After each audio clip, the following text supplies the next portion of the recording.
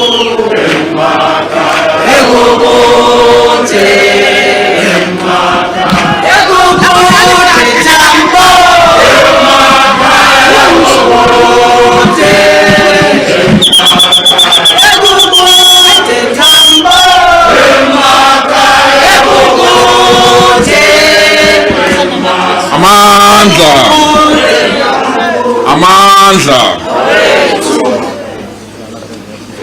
was saying to Comrade Mabaida, was saying this to me when we're singing that song,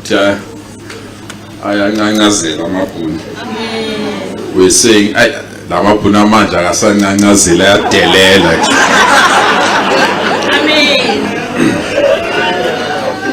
and we'll match them pound to pound. We are not apologetic about it. Thank you so much, Program Director, Speaker of Council, Councillor Nthabiseni Chivenga, the Hani family, represented here, Gimpo Hani, the leadership of government, represented here by the Minister of Sports, Art and Culture, Ntadezisi Kodwa, ministers present, and deputy ministers and members of the National Assembly, the Speaker of the Gauteng Legislature, and the MEC's presence together with members of the Provincial Legislature, the leadership of the municipality, represented here by the Executive Mayor, Ngotwan, Councillor Ngotwan, and members of the Mayoral Committee that are present here, our Alliance leadership, the ANC represented here by our DSG, COSATU represented by the President, the SACP represented by the General Secretary, all political formations that are present here, especially those political formations in the city of Ekurhuleni, the AIC, the IFP, the EFF, ATM, and other movements that are serving in the council, the leadership of the church and all church leaders that are present here, members of the International Diplomatic Corps, representing various institutions, government and political formations, Vietnam, Cuba, Palestine, China, and Kenya, the leadership of various religious, social, and political formations that are here, comrades and friends. It was exactly 30 years ago when Chris Hani was brutally murdered. Early this year, Comrade Chris Hani was murdered again when an unrepentant murderer, Janus Waluz, was set free. On the same day, Comrade Chris Hani murderer was set to be released.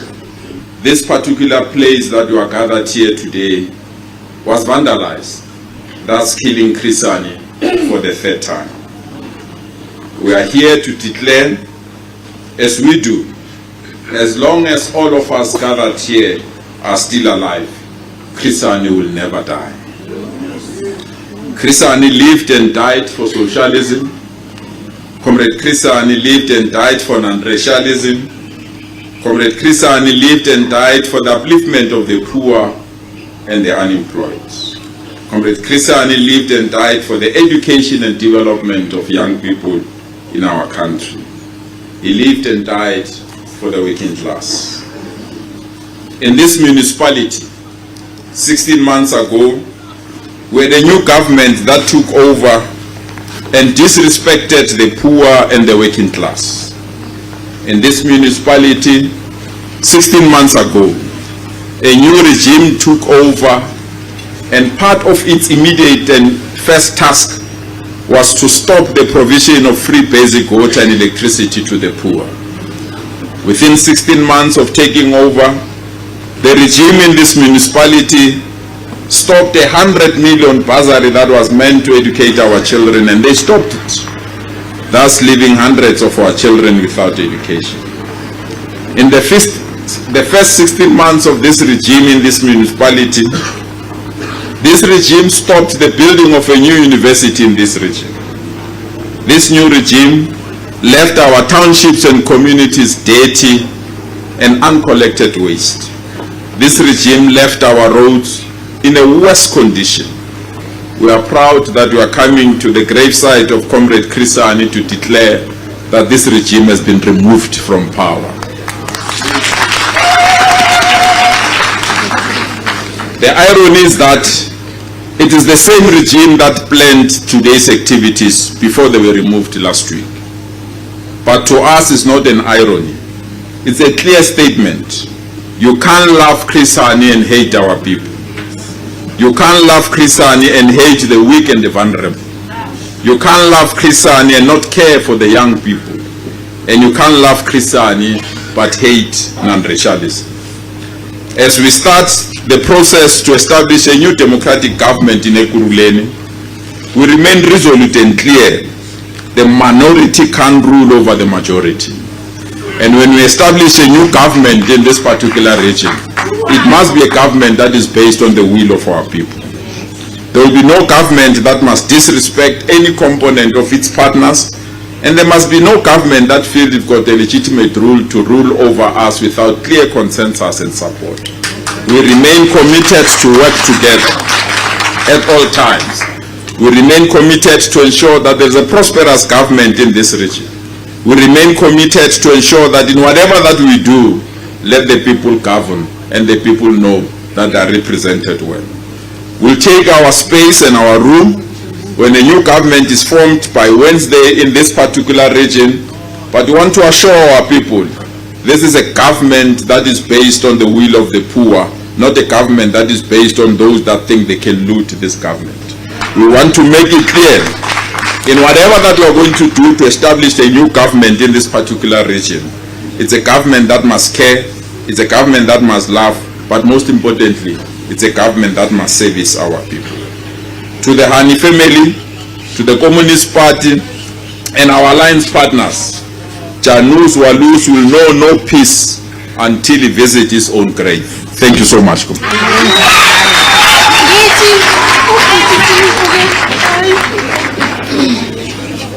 Thank you.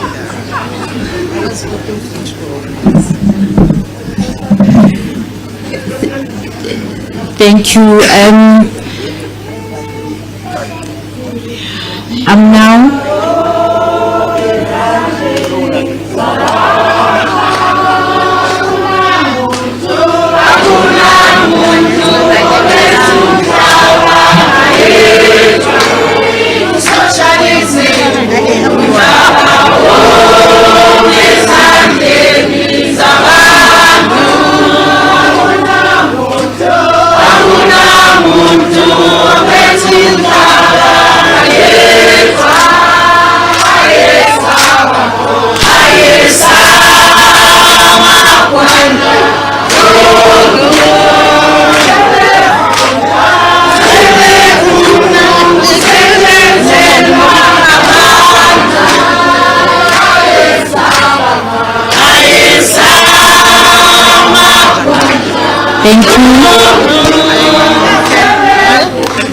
Thank you.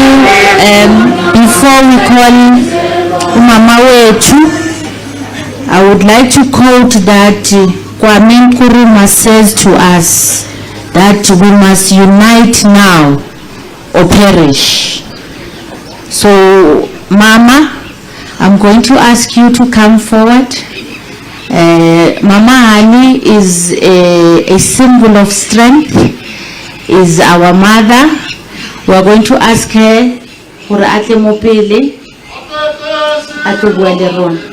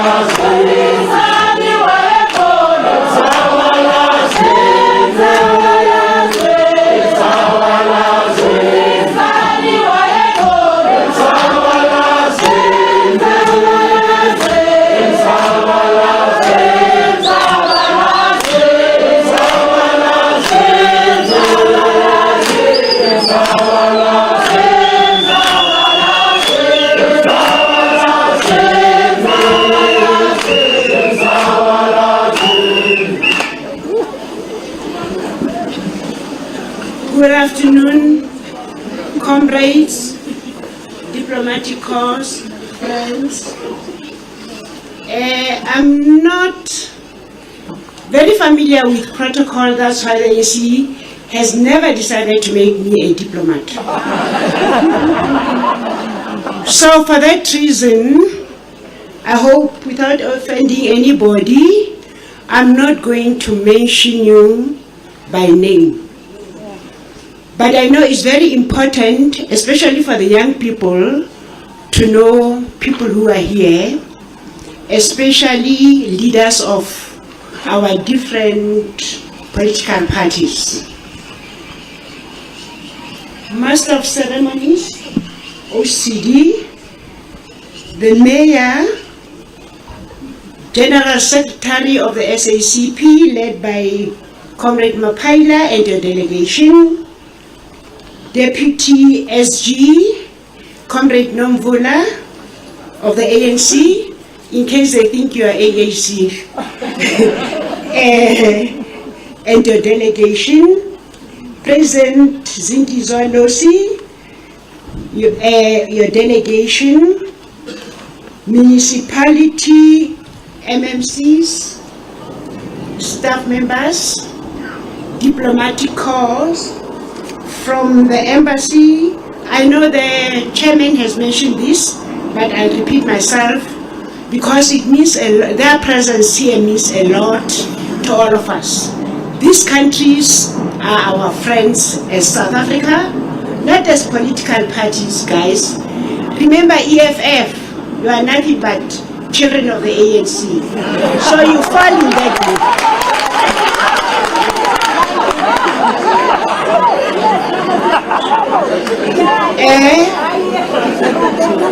We have the ambassador of Vietnam, the ambassador of China,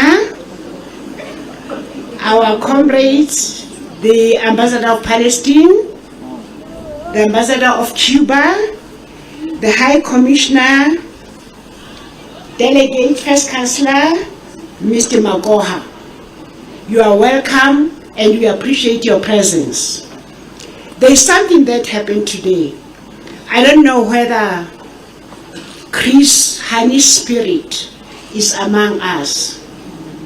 For many years, I've never seen us as South Africans united like this.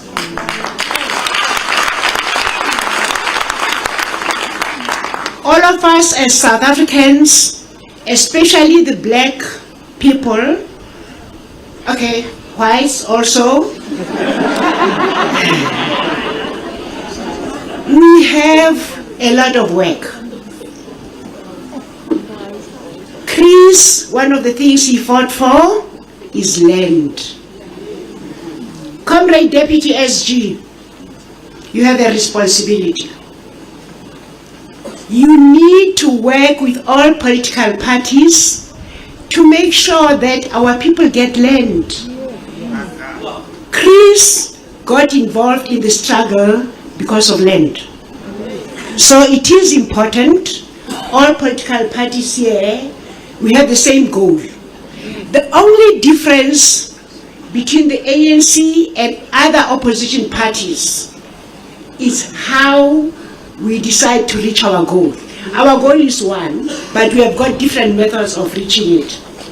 So the sooner all of us, as black people, as South Africans, we need to unite for a common cause. If we don't do it ourselves, I bet my last cent you'll be ruled by DA. I don't know if you want that.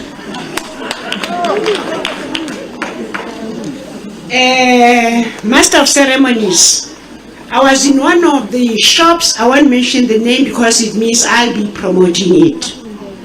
I was approached by a young person, I don't want to call him a boy, but a young gentleman.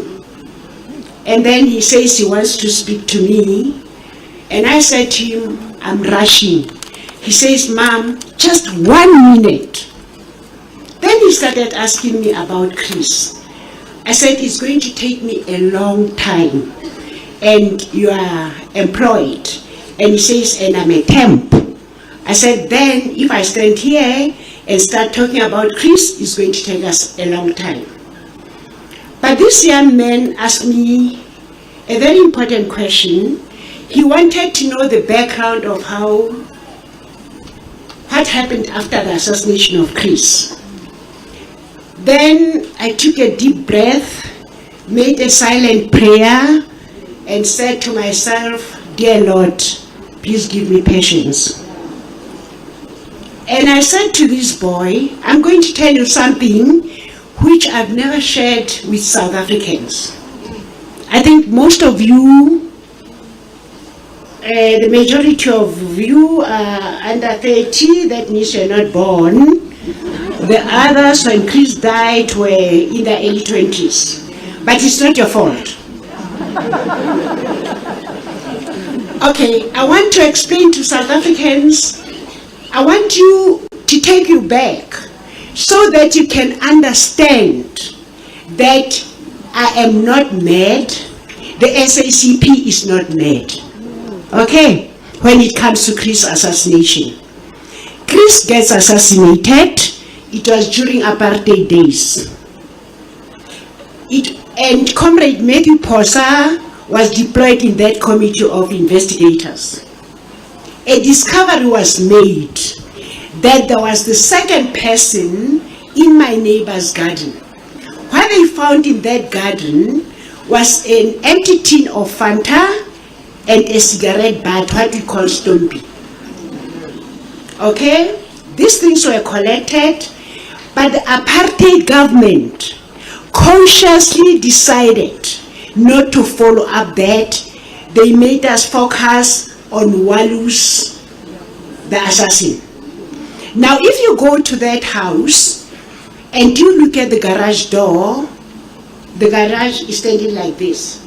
You can tell somebody shot from an angle because the bullet hole is at the end of the left side. I'm giving you this background so that you can understand my anger, and I'm not going to apologize. Then we had TRC, which in my view was a waste of taxpayers' money. Decisions were made and given to government. They were never implemented to date. The same TRC, I was told by one of the investigating officers that they are following the second leak, the one with a Fanta drink. But now they have been told there is not enough budget.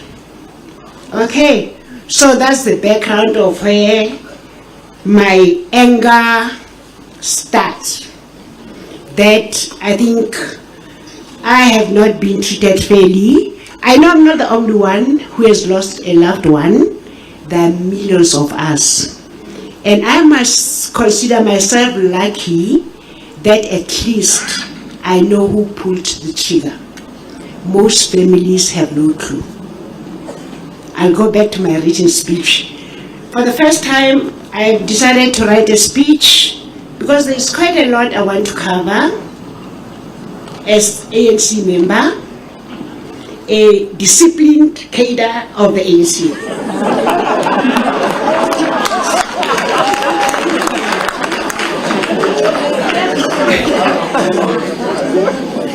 There is a perception in our country that judges cannot be criticized. I want to preface my next remarks with quoting the Chief Justice Mogoeng when he says, open quote, "Judges like all others should be susceptible to constructive criticism," close quotes. Justice Hampepe, in a judgment, commented that, open quote, "For a constitutional democracy like ours, courts must expect and accept to be criticized," close quote. Retired Judge Kathy Satchwell, on this subject in 2019, she said, I open quote, "The judiciary is criticized. There is nothing wrong with this." She continues to say, "We are all subject to scrutiny. It is why we write judgments so that they can be scrutinized. So you have been misled. We have the right to criticize judges." Of course, these judges emphasize that criticism should be based on fair analysis and should not be such that breaks the institution. Victims of crime are often blamed and re-traumatized by our courts. I have first-hand experience. We sat in a court. Okay, before I tell you that, we're in court in Pretoria. There was a young Buremesi who happened to be a judge. And it was my first experience of being abused in a South African court by a judge. This is the remark she made. Comrade Soli were there and other leaders of the SACP. This young Buremesi says, "It's 24 years, move on." Okay. Now, I turned back to Comrade Soli. I said, "I'm going to answer this woman." Comrade Soli says, "You can't do it in court." I says, "Why?" She's just talked rubbish. So Comrade Soli says, "No, you can't do it." I said, "Okay, I'll deal with her outside." That was the first experience, my first experience of being abused by a judge in a court of law, and she knew I was not going to answer in a court. And as I was whispering to Comrade Soli, this Buremesi says, "If you talk in my court, I'll kick you out." So I decided to keep quiet. So victims of crimes are often blamed and re-traumatized by our courts. I have first-hand experience. We sat in court and were blamed and shamed. This is in the Constitutional Court. I'm told Comrade Soli says it was last year, I thought it was this year. Responding to a supposed to be sorry letter from my husband's killer. The judge is pertinent that this letter that I never received should have been responded to positively by me. Dear South Africans, dear comrades, I have never ever received a letter from Walus, neither from the Chief Justice. So I don't know what letter they were talking about. However, the judgment or the reason that Walus was given parole was because Chief Justice Zondo felt I didn't answer the bus letter. Remember, Walus is white, so I'm black woman, no husband, so I can be bullied. And then my sin was I did not respond to Walus' letter that I never received. I hope maybe some of you might have received the letter. If you did, will you please pass me a copy, then I can respond to that famous letter. According to the court, this killer was certainly a nice fellow who is owed a privilege of being released early, much early, from his life sentence.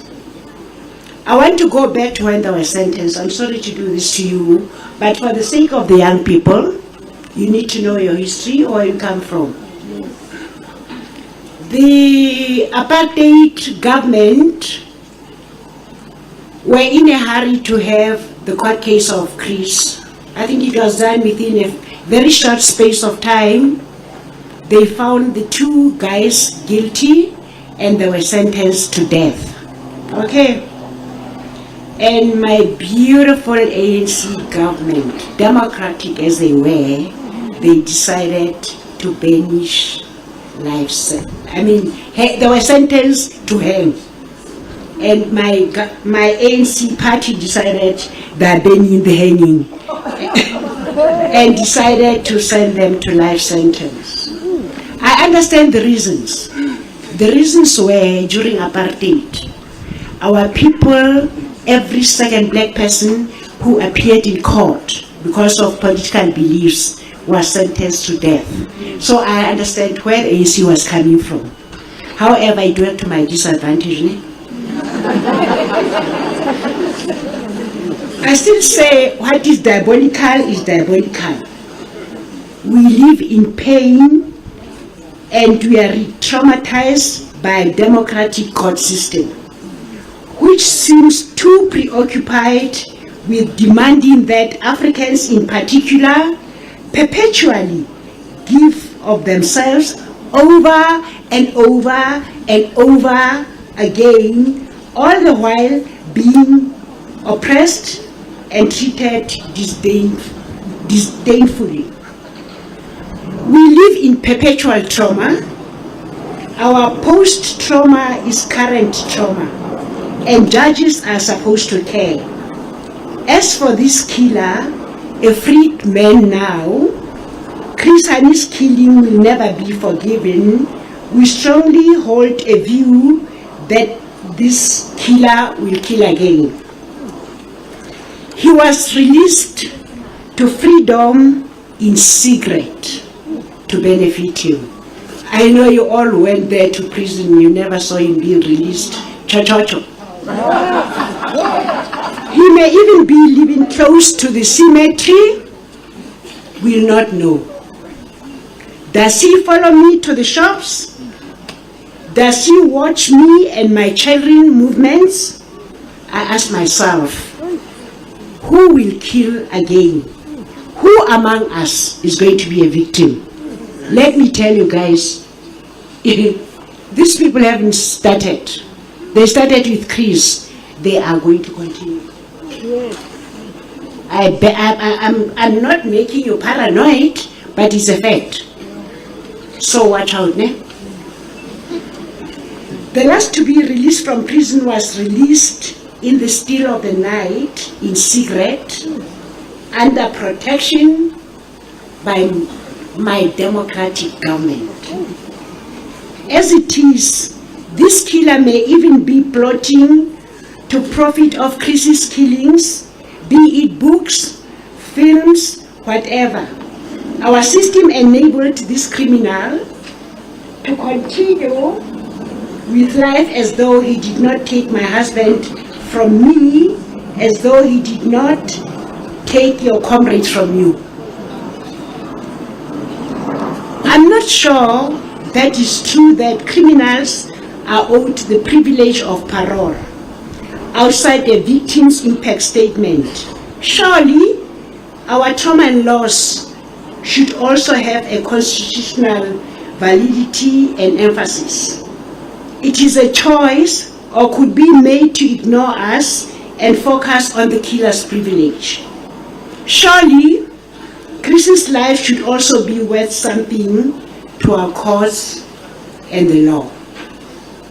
The killer is free, and the opportunity for full truth on the wide conspiracy of Chris Hani's assassination is now buried and lost completely. Few years ago, while the assassin of my husband was still in prison, the SACP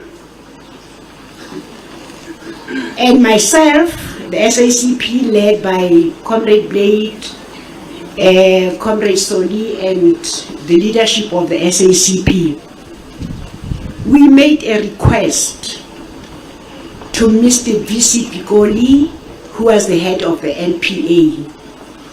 We asked for a very simple thing. We asked him to reopen the case. following was his response. I might not be able to quote him verbatim because he responded to us through the press. So, but this is the response. Mr. Piccoli said, "Bring me new evidence and I'll reopen the case." To say his response shocked me is an understatement. Dear South Africans, I'm not a police officer. Neither, the last time I checked, the policemen in the SACP, they're just ordinary South Africans. We are not trained as police. But there was Mr. Piccoli, who demanded that we give him evidence. Really? Is that how you treat us? Now let me give you the background of Mr. Piccoli. Mr. Piccoli was in Lesotho. He knew Chris. They worked together as ANC members, though he was a student. But his response took me aback. It was like Fairfoot is talking to me. They go to hell. You either bring evidence or I'm not opening the case. To me, Mr. Piccoli's answer, to be honest, I felt it was an insult to my husband's brutal assassination and to his family.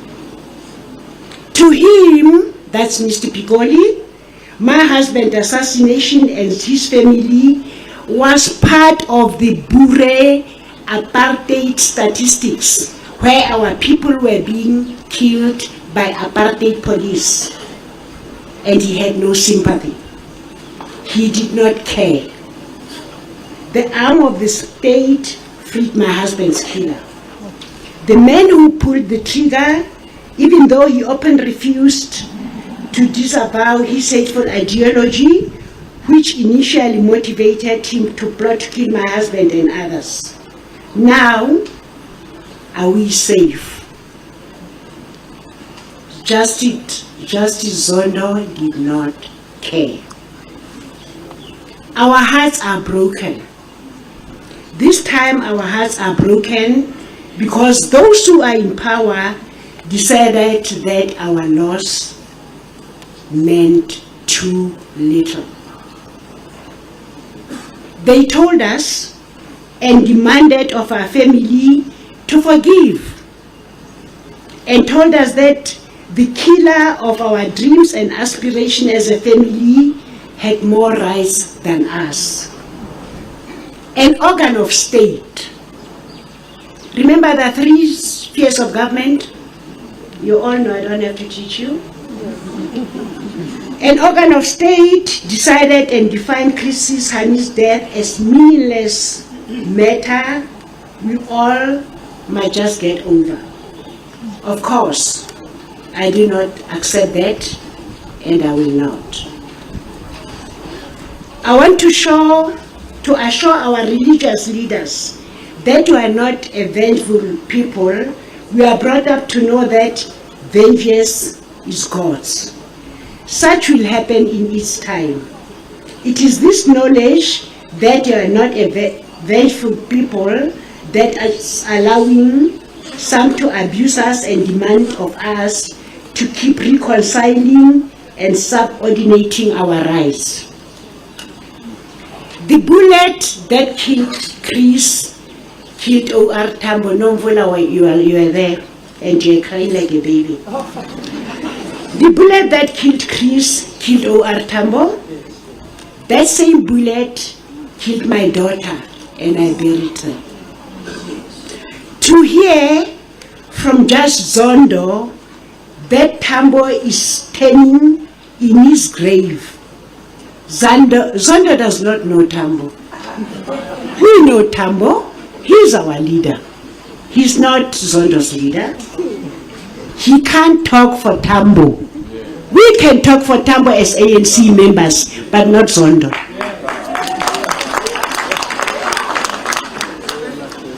Tambo turned on his grave the day Zondo released Chris Hani's killer. A Chief Justice is not a chief induna or chief whatever, I don't know. I've heard of chief indunas, chief mabalani, they both apply. A chief justice is not chief mabalani, neither is he chief induna of all spheres of government. There are 3 spheres of government. So my personal view is that as one of things the chief induna or justice, abe government, abe parliament.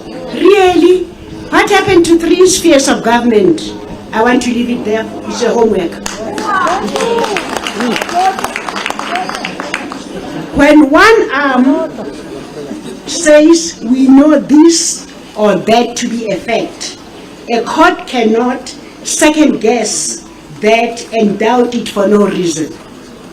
Defer, observe separation of powers. The OR Tambo I knew would tell you the same.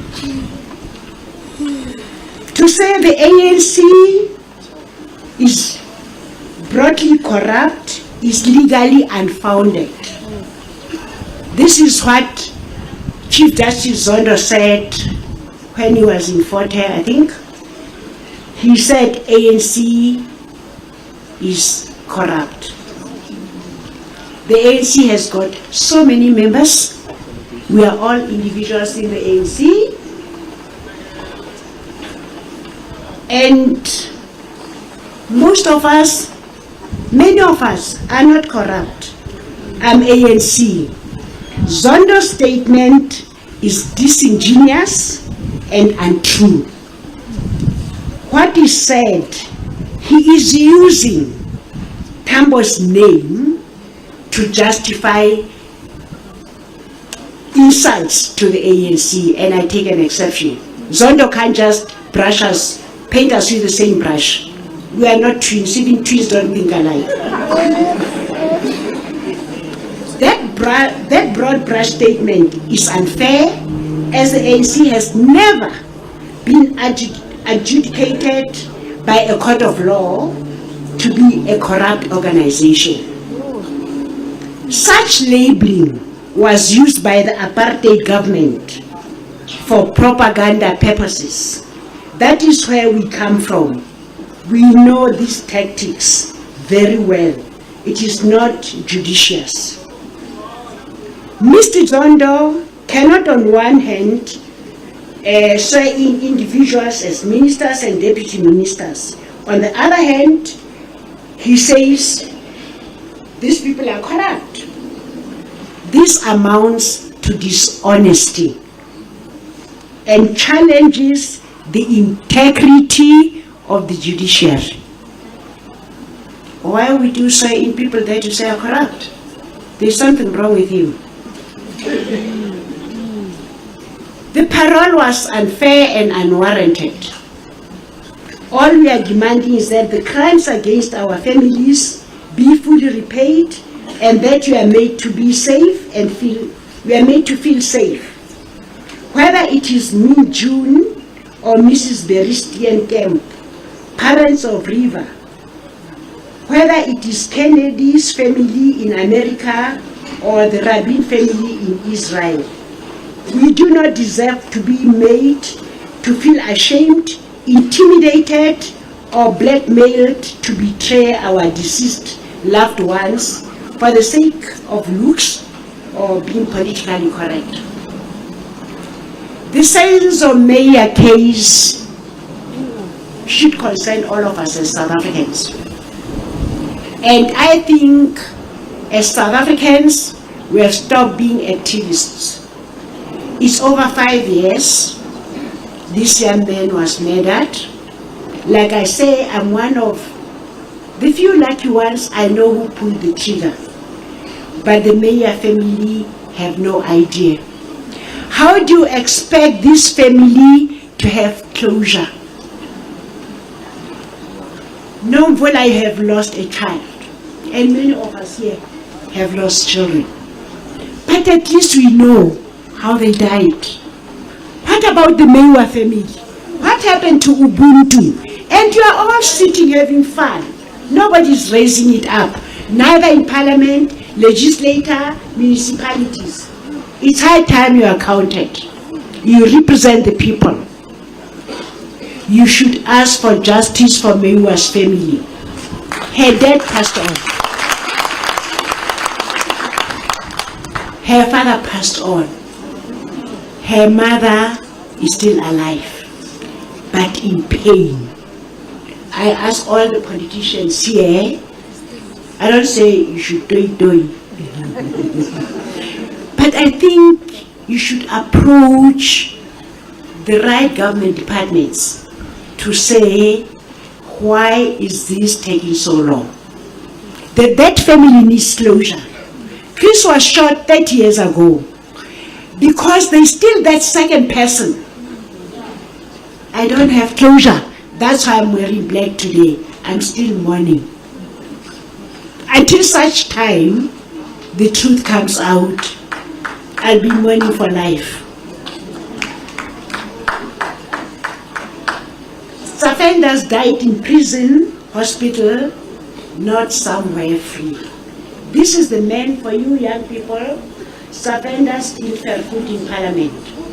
He was never released. He died in hospital. But because we are so understanding as a democratic government, we release all the killers. Our loved ones are gone. It is not an event to us, but a lifetime of hell on earth, particularly when the murder was brutal. Those who released my husband killers are today awarded honorary degrees because they have once again tormented and double murdered Chris. But let me tell you, I was watching TV that day when I saw the Chief Justice getting the honorary doctorate, I don't know, whatever it was. What made me laugh? I live alone. I laughed until tears were all over my face. Guess why? Because that university has no reputation. Show me your friends, I'll tell you who you are. That's how you got that doctorate.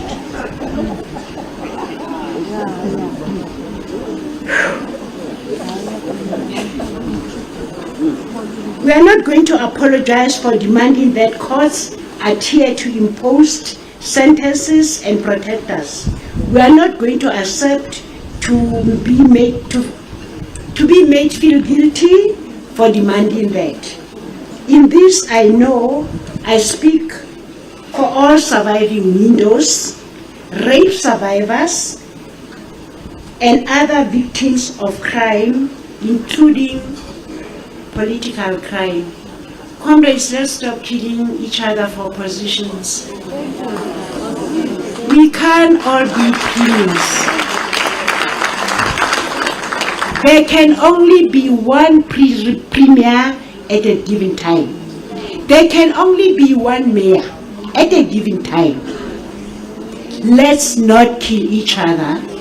Let me tell you how you achieve those positions. Respect is earned. You don't demand it. If you work with the communities, deliver services, they will vote for you. You don't have to kill anybody. Now comrades are sitting somewhere in Shibins. I used to drink, so I know what I'm talking about, okay? They sit somewhere in Shibins, they're drinking the most alcohol, liquor. They don't talk to the communities. They don't know the problems of the communities. As soon as elections are around the corner, they start kissing babies. Okay. Though, let me tell you, comrade, I'm on the ground. I'm an ordinary citizen of this country. Comrade Minister, I can tell you what's happening on the ground. South Africans are more political than we think they are. They have passed that stage. Please listen, because you are acting president for 2 hours, so you need to concentrate.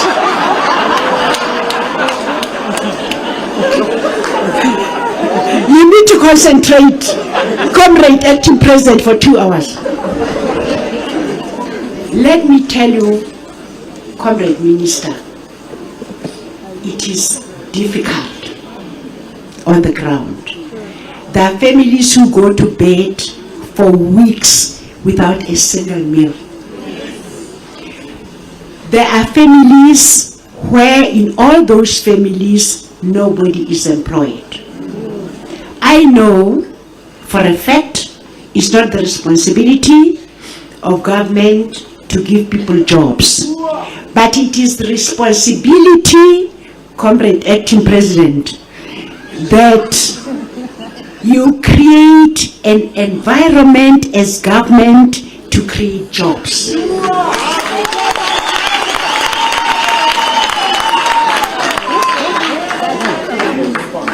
We also have a challenge of the young people with university degrees, technical degrees, and those who couldn't continue their studies because they have to look after Bomakulu, who are old, so they can't continue their education. They have to get jobs.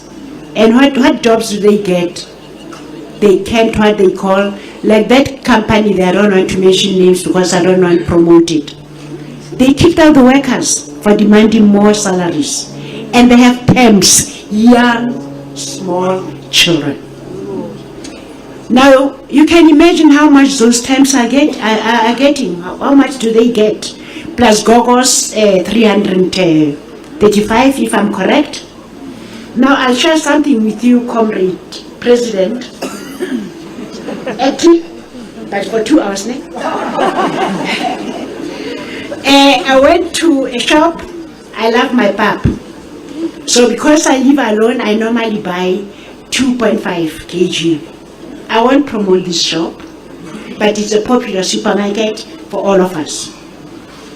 The price of 2.5 of milli meal was 40 rand. I thought I was dreaming. Yeah, Papa generally. So I asked for the manager. So one of the workers says, no, I can call you the floor manager. I said, I didn't ask for the floor manager. I want the manager of the shop. This guy came to me, says, how can I help you? I said, 2.5 of milli meal is 40 rand. Is it a mistake? He looks at me. He says, it's not a mistake. Comrade Panyas, our families, you know, as black families, we have extended families. Now take a family of 5. With that 2.5 of milli meal at 40 rand, we use milli meal for breakfast, we use milli meal for lunch, we use milli meal for supper. How long does it last?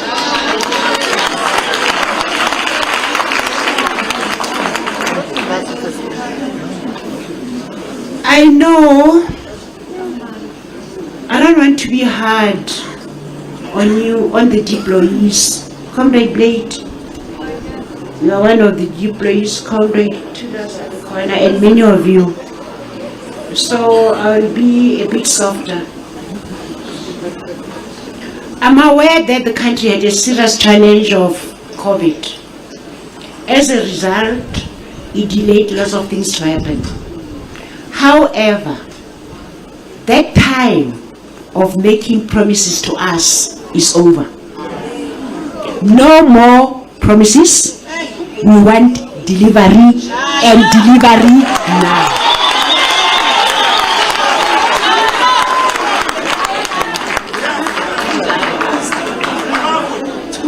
We have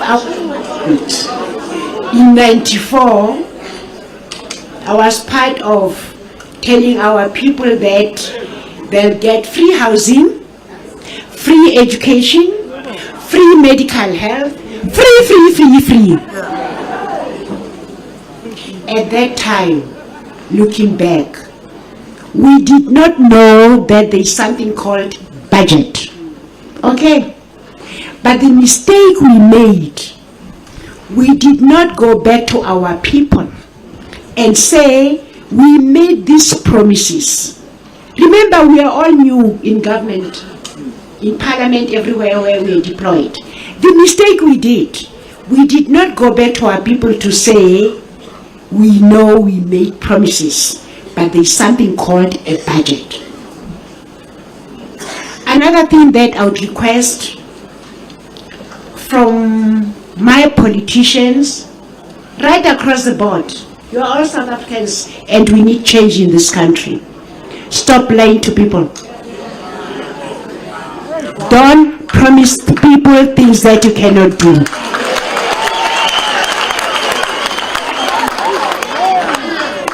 Another thing, municipalities have a tendency of coming up with what I call vain project. You go to an area where people need a clinic and you decide to build a road. Don't do that. Talk to communities to find out what their priorities are. Don't just second guess them. Okay, that's the way to treat our own people. Then we'll have a working country. Okay, I went off my script.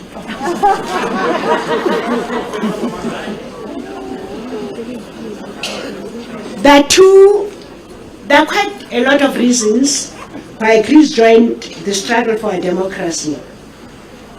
Chris, my husband, hated racism, and he hated an unfair social economic system the most. We still live in an unfair social economic system 29 years after democracy. His attraction to the SACP was because there he could work with white, Indian, colored comrades as an equal. This was before the ANC was opened to all races. I hope you are listening, don't misquote me. Chris Hani had no racist bone in him. Chris Hani wanted the poor to enjoy the fruits and resources of their own land in peace and equality with those who are rich and powerful. To the masses of our people and all, I need not talk about how much Chris loved you. His life was about the love he had for his people, all his people. Chris wanted a peaceful South Africa, a South Africa where freedom is experienced fully by all and not infringed upon by either a violent autocratic government or a government filled with corrupt thieves. When Chris Hani, already with a university degree, chose not to attend universities while in exile, and most comrades did. They left the ANC and went to study. And I must say, you were silly not to have done that, looking back. I'll explain to you one day, not today. Otherwise, I'll take too much time. He dedicated himself to the physical struggle for freedom. It was because his heart was broken when events like Sharpeville massacre occurred and many other such massacres would occur during his life. These were mass murderers of poor people who were unarmed, the school children of 76, and many others. Many of those children in their thousands crossed to Lesotho, Swaziland, Mozambique. Chris and other people took care of them until they were men and women. What Chris believed in was that a government with a popular mandate would not need heavily armed security confronting the unarmed masses of our people. Today we are confronted by a very sharp question. Has our original social contract, the social compact that formed the deal between the government and the government broken. When a popular mandate is weakening, Chris foresaw, and I quote, "What I fear is that the liberators emerge as elitists who drive around in Mercedes-Benzes and use the resources of the country to live in palaces and to gather riches." This he said, close quote, he said on the 29th of October before 92. It is also true that we need the renewal of a popular social contract. We must confront that has led into the mass democratic movement nest. As we answer the question of social contract, we must renew the movement based on truth, not echo chamber spin. Okay, let's stop spinning, guys. It's not worth it. We are smarter than in 94. We can tell, Comrade President, for 2 hours when you spin. Don't spin. Just give us the truth, raw as it is. As South Africans, we are the most understanding nation. If you were to come to us and say, "Look here, South Africans, you will not have electricity for 4 years," we'll say, "Thank you. We'll make plans of how to have lights." But don't tell us that next year comes, no electricity, then something happens. Give us the truth as it is. We can deal with the truth. And remember, we voted for you because we trust you. So don't betray our trust. Give us the truth raw as it is. We deserve it. Lately, I have noticed that in our movement, there is intolerance of different views. Comrades who hold different views are insulted and called names like enemies of the struggle, spies, reactionaries, counter-revolutionary, sellouts, or insurgents. Comrades, if you are not careful, we'll end up being a dictatorship government or political party. And we don't want that to go there. What happened to freedom of speech? When I was your age and in the ANC, the leaders then used to tell us that you debate, what was the word? You agree to disagree. You talk. But now all of a sudden, if I say something different from Comrade Nombola, she's going to the media and call me names. But guess what, Comrade? I've got a thick skin. You'll be wasting your data. Our people, as a whole, love this democracy, love the ANC. We are going to have bumps along the way, but this is a project. We are all in and we all support. There are sharp questions that confront us today.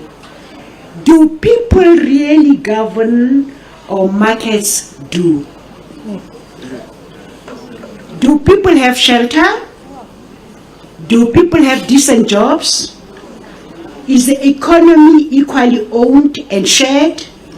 Or are we just occupied with power and protection of power? Are people safe? Do they have food? Our movement is broken. Our hearts and spirits are broken too. I can stand here and say what I'm saying.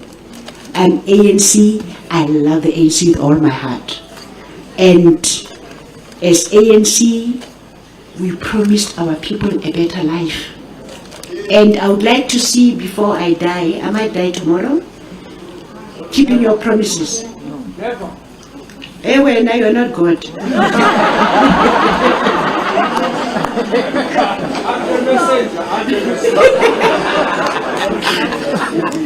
If we allow the movement to completely break down social South Africa as a whole.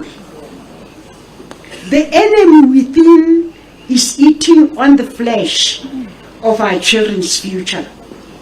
We must renew, have conscious rebirth immediately. We are factionalized, hyper-partisan, and see issues through subjective glasses. There is a lot of unfairness and personal greed in the movement because money and love of money is now supreme. Can we say the social contract of 1994 remains? Greed, which is characterized by the hijacking of the ANC by careerists, capitalist entrepreneurs, has caused malignant decay of our movement and country. The movement must not be solely a businessman's project. Our constitution must not be interpreted on the basis of markets. We need servant leadership back. Allow me to address just one of the most important aspects of a broken social contract I talk about. The veterans of the non-statutory forces of South Africa, including the SGUS, who got to be absorbed by South African Defence Force and other security services, mostly live in squalor or under bridges. Those who passed on, their widows and orphans, have been totally forgotten or treated unfairly. Indeed, many of our people are still living difficult lives. What does it say when a society forgets its military veterans? These people place their life, their bodies at risk for this freedom to be possible. I lived with the recruits of ANC MK in my house in Lesotho with Chris. You'll not believe it. They were between the age of 20 and 23. Very young, militant, and I must confess, I interfered with my husband's work because I was discouraging them from going for training. I said they should go and study, but they were very clear.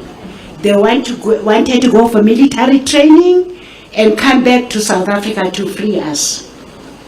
Those young men and women were extremely young. They sacrificed for all of us. And I think we should consider it cabinet ministers. When I know I'm not a cabinet minister, so I don't count you in. However, no, I've forgotten. You are a top 10, I don't know how to call yourselves now, there are too many of you. Whatever, top 10, 10, 7, I don't know. But that's where you have to discuss these things. Where the military veterans, on a serious note, I become very emotional because I saw them. I saw them when they had to go inside the country to do their missions. We lost quite a lot of them. They died for us. And is this the way we treat them? Comrade DSG, you'd better, because I've been told the ANC tells government what to do, then you can tell the ministers that it has to be their priority. I know I'm taking long, but it's my day, sorry.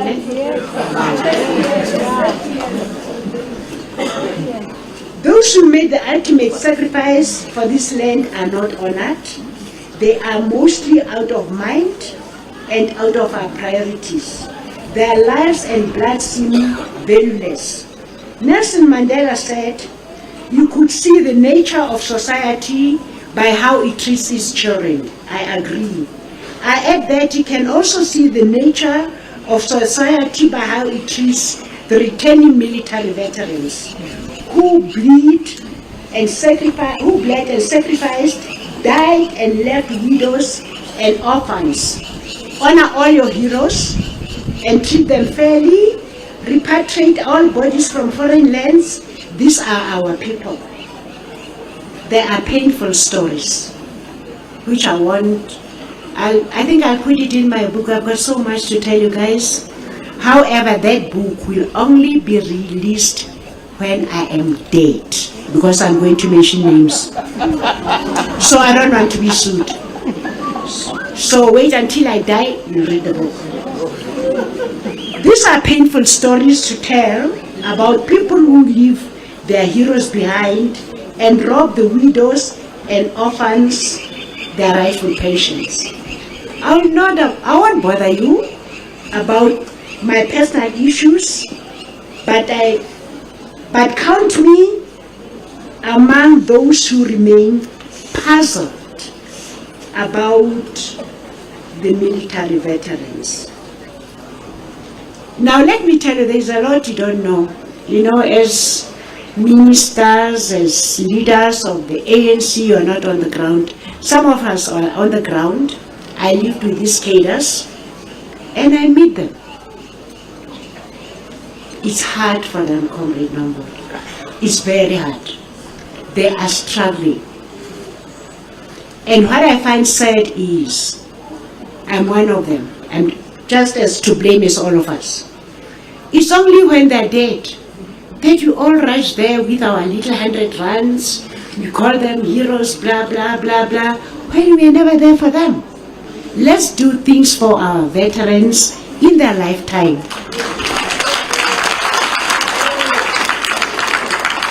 Not buy them caskets when they're dead. Nobody needs a casket. Now, there's something very interesting, Comrade President, for 2 hours. I'm giving you free information. You can go and check it. You know, with these pensions, there are people who never in their lives carried a gun. Okay? But these people who are never in the camps, who never did any type of training, who in my vocabulary are not MKs. Are you aware that they're being given 40,000 for what? And they're called military veterans.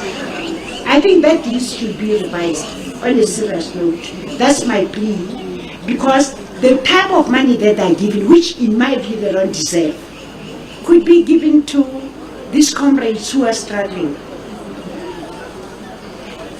I raise this because Chris would have raised it, and I raise this as a widow of the guy who sacrificed. I just wanted to share something with you. I'm in contact with Mrs. Makatini.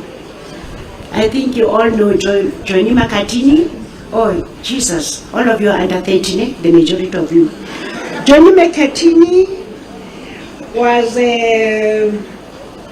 our first official representative at the UN long before the ANC was unbanned. And he did quite a lot of work internationally. But what I found so sad, his wife Valerie is in KZN. Do you know Comrade Makatini has been in this organization, sacrificed his life like everybody else? Guess how much he gets a month? 6,000 rand. Are you proud of yourselves? You should be ashamed. We should only care on the special days, but also care tomorrow and the next day. Too many people are sleeping without food. This to me illustrates that there is no political will, and I'm honest. There is no political will to solve the military veterans issues. I'm saying this. I don't have first-hand information, but I read a lot. I talk to comrades, and they've been moved from pillar to post. Nobody seems to be taking a decision. That's why I'm boldly saying, Comrade Nomvula, there is no political will. Can you get it somewhere? I don't know whether you hid it under whatever, but just get it back and do something about the military veterans. It's not correct. As long as there is no political will, as South Africans, you are going to suffer. We need a leadership that takes decision, that looks after the poor, that loves your people. In the beginning, you loved us. I don't know what has changed. Whether it's power, it has run into your heads, then you're forgotten. But that's not important. What is important is this movement of Chris. He would have raised it sharply about the veterans. My husband once said, I open quote, we need to create the pathway to give hope to our youth that they can have the opportunity through education and hard work to escape the trap of poverty. In my view, this is my personal view, and I think I'm allowed to have a personal view. The democratic government which my husband died for has betrayed Chris and his family by releasing his assassin, and I will not withdraw that statement. Now this is addressed to the Minister of Arts and Culture with a different tagline, not my president, but Minister of Arts and Culture. Chris was a man of books and learning. As a family, we welcome the establishment of Chris Hani Museum. We plead with you, Minister Godwa, to accurately present Chris. And this can only be achieved by having a professional curator, not just an official in some department of arts and culture in the department. It has to be done professionally. And I think Comrade Blade, with his universities, oh, there you are, Comrade Blade. I think you can assist the minister about giving him professional curators. Let's do things the right way. I like the thought, but we have not done it right. And from where I'm coming, I don't think it's correct to present my husband the way he's presented in that museum. So, Honorable Minister, I appeal to you that, and if I'm not wrong, that's a national, what do you call it? National? It's National Heritage Council. To be honest, it falls under, not under the municipality. Otherwise, if we leave this thing to municipalities, we'll have what we're having now. So I think you should take over as the national minister. I want to say to you today, even though I lament, I still have hope that we shall turn the corner. I have hope that we can resolve all these issues and our challenges. I have hope that we shall overcome, God willing, and with God on our side, we shall overcome someday. We shall overcome. We shall overcome. We shall overcome someday. Oh, deep in my heart, I do believe we shall overcome someday. Thank you, comrades. Amandla. Thank you very much for attending this cold weather. I forgot to thank you.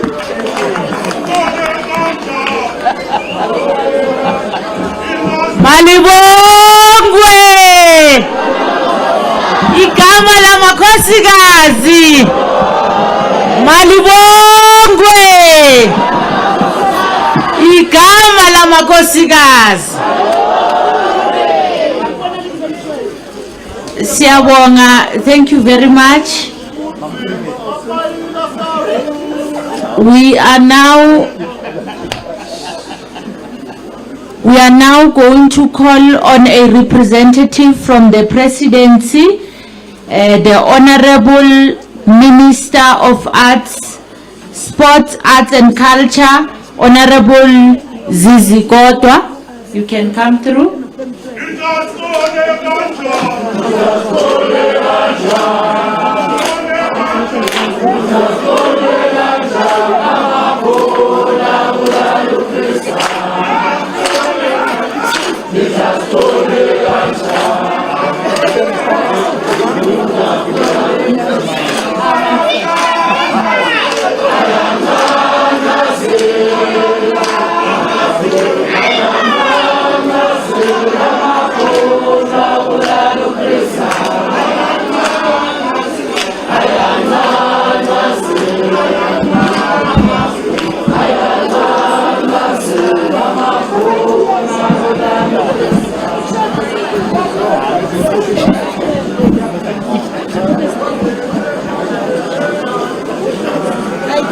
Amandla, go away too. Long live the spirit of Chris Hani, long live.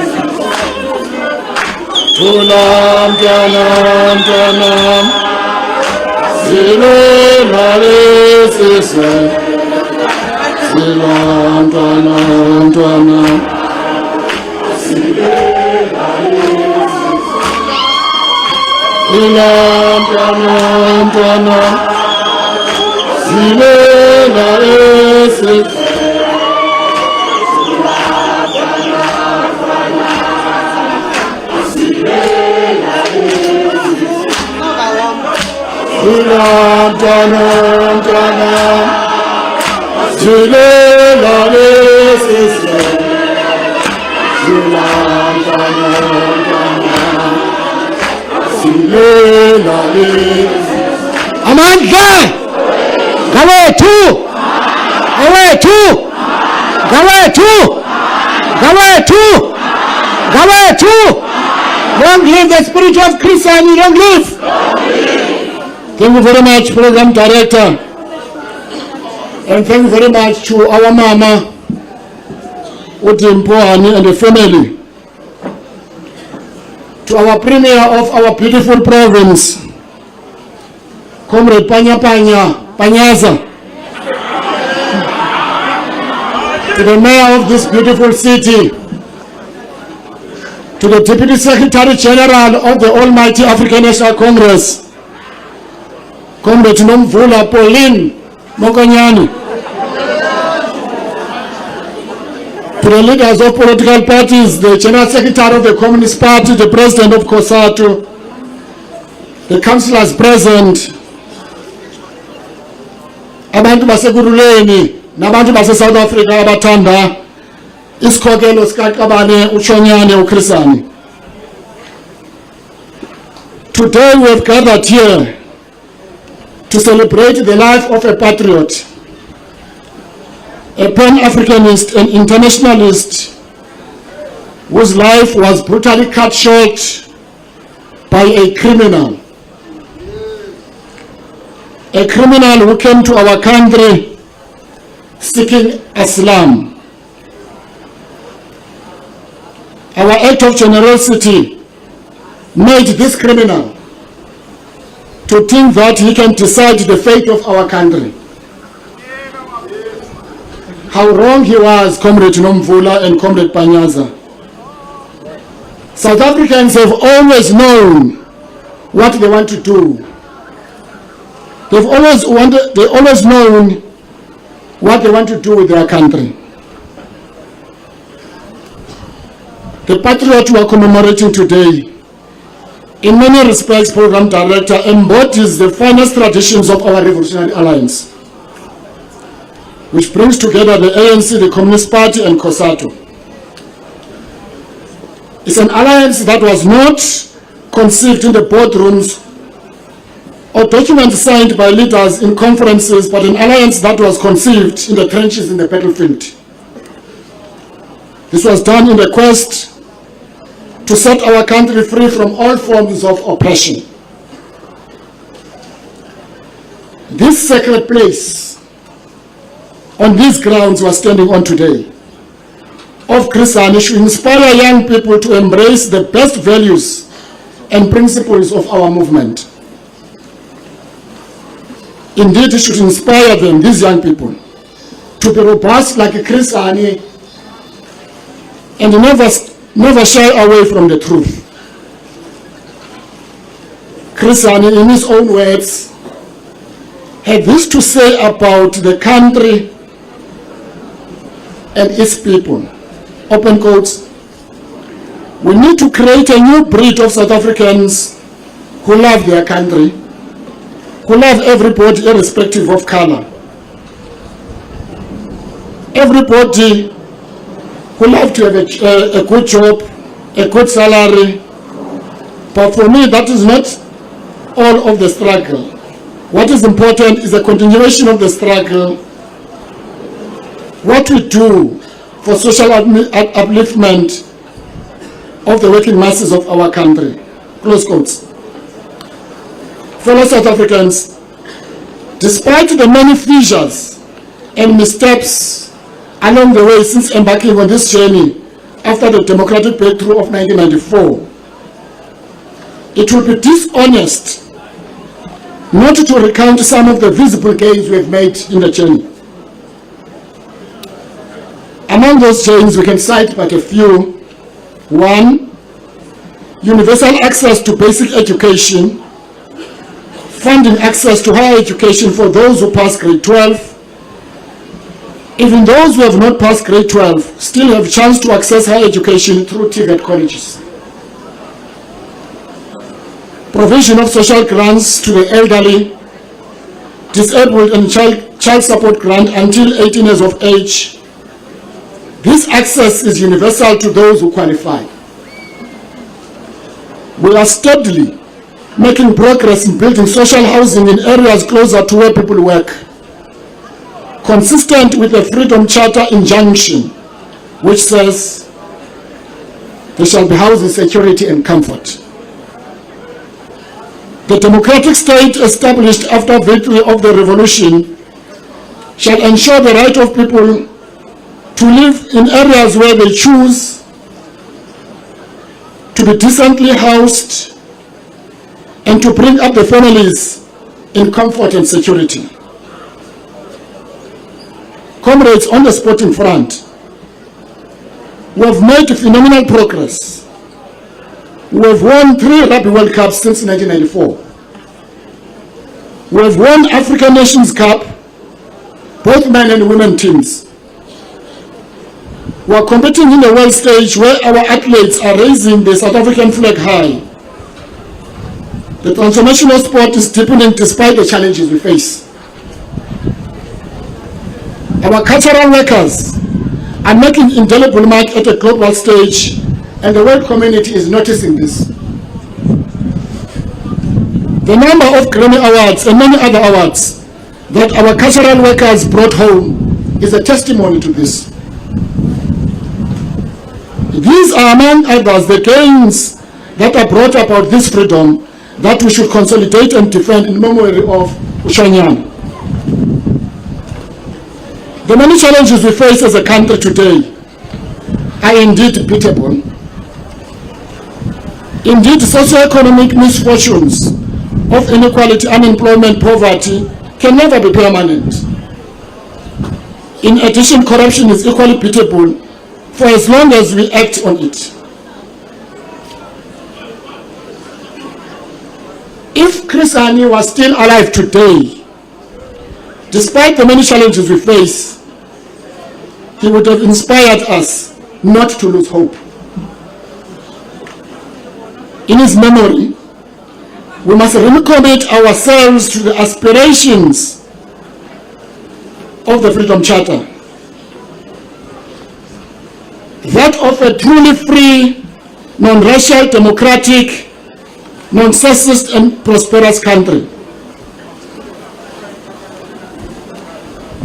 In 2017, on the 24th of March, we declared a grave site and a wall of remembrance, this site, a national heritage site. And indeed, Mama, you're correct, it must show that it is a national heritage site. We will take that responsibility as commanded by yourselves. In memory of Comrade Chris Martin Ushonyane, we must deal and not hide difficulties we face of our people. These difficulties, people understand them. But they too know that only the African National Congress-led government can resolve these difficulties. As we continue to deal with these challenges, we must be frank and honest to our people what kind of challenges we face, so that we, together with them, we can collectively work together to resolve the problems. Thank you for your attention. Amanda! Thank you.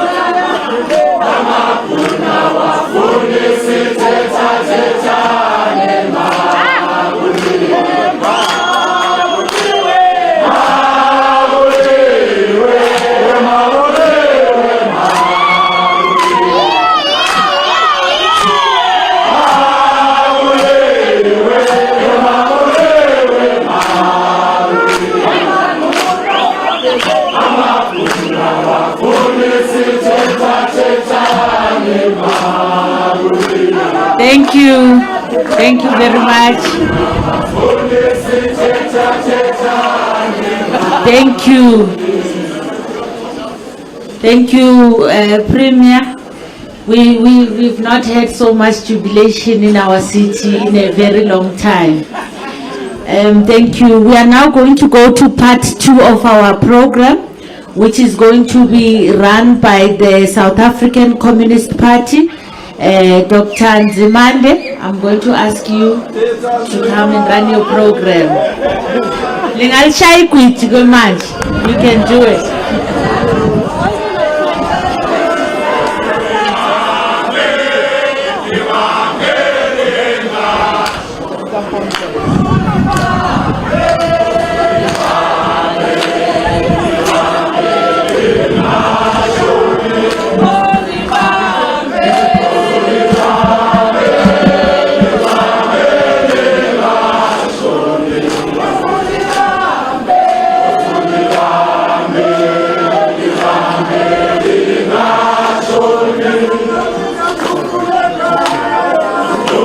That's you.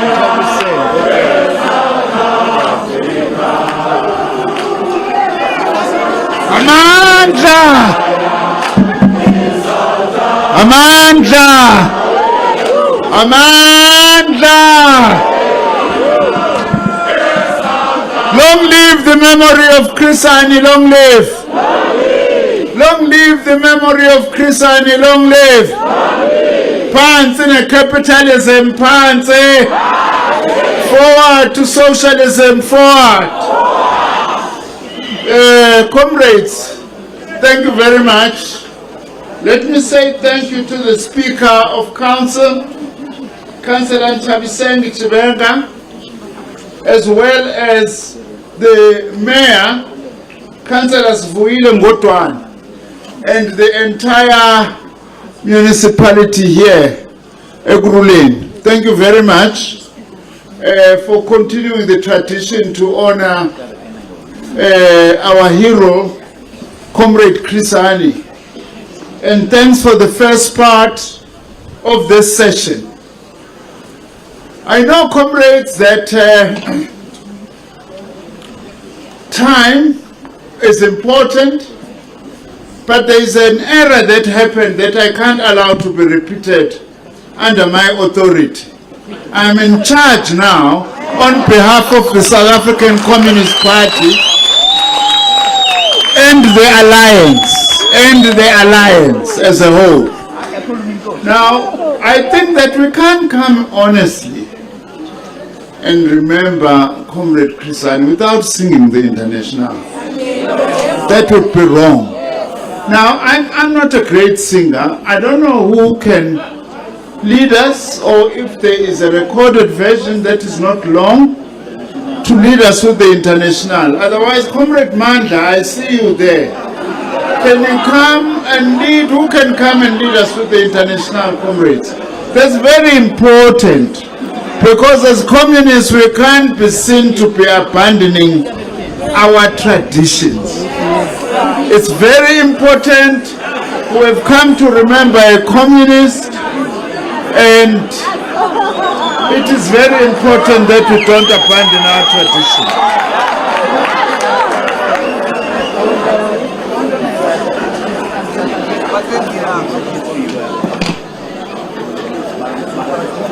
Atimba!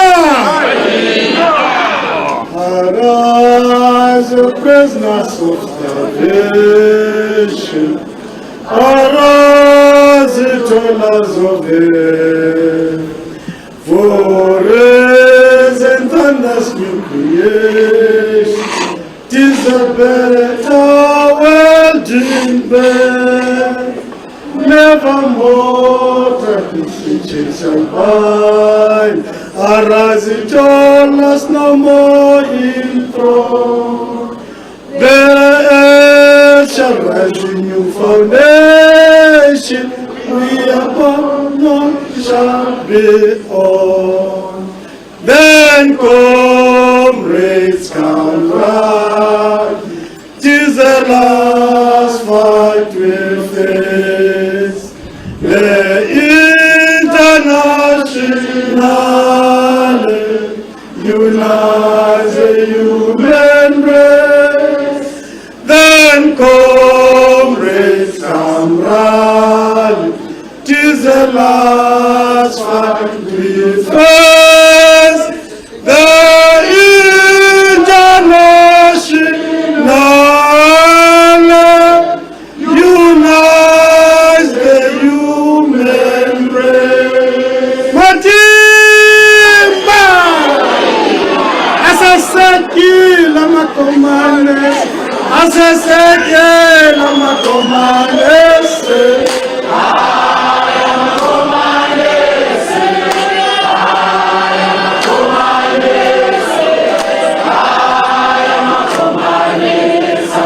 Amandla! Amandla! Comrades, this is the second and last part of our program, which is now the Alliance program. Austempo, I want to thank through you all the speakers, but especially yourself, for the message you have given us. There's only one way to characterize what you did today. That was like a second farewell to Put Chris from you. That's what it was. And thanks for the message. And we want that speech because we want to print it. We may not be able to capture the other things that you said outside of the speech, but the speech was good and excellent. And the editors of all our alliance publications are hearing we must actually publish this speech on the 30th anniversary of the cowardly assassination of our General Secretary, Comrade Chris Hani. Comrades, I want to start by calling for 5 minutes a message from the Young Communist League, UFASIB. Those who have the program, if they ask me, where is the YCL in the program, accept the fact that I'm in charge of the program now. YCL, tina makomanisi ngole hamba no sale, outside lo sale wetu, ye YCL. So sicela unobhala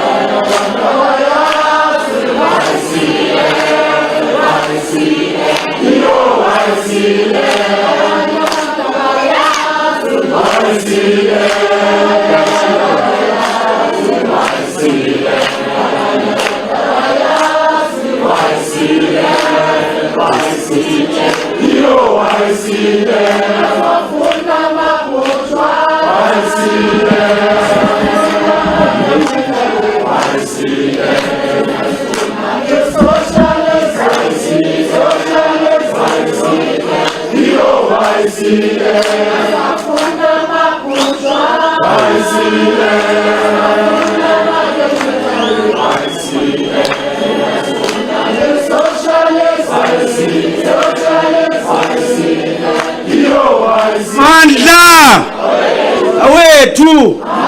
Long live the spirit of no surrender, long live. Long live the spirit of no surrender, long live. Forward to socialism, forward. Down with capitalism, down. Thank you so much. We appreciate the opportunity we are given, Comrade National Chairperson of the South African Communist Party, and we wish to tender our revolutionary salutations to the 15th Congress, General Secretary of the South African Communist Party, Comrade Solomon Paile, and the leadership collective of the CC. As a Young Communist League, we pledge solidarity that is principled with the South African Communist Party on the occasion of the 30th anniversary since the international fugitive, as correctly characterized here in this platform, Janus Wallis cowardly assassinated the General Secretary of the ANC and the South African Communist Party Joint Liberation Military Wing. And we do think that this fact that Umkhonto weSizwe was a joint military wing is well documented and well recorded.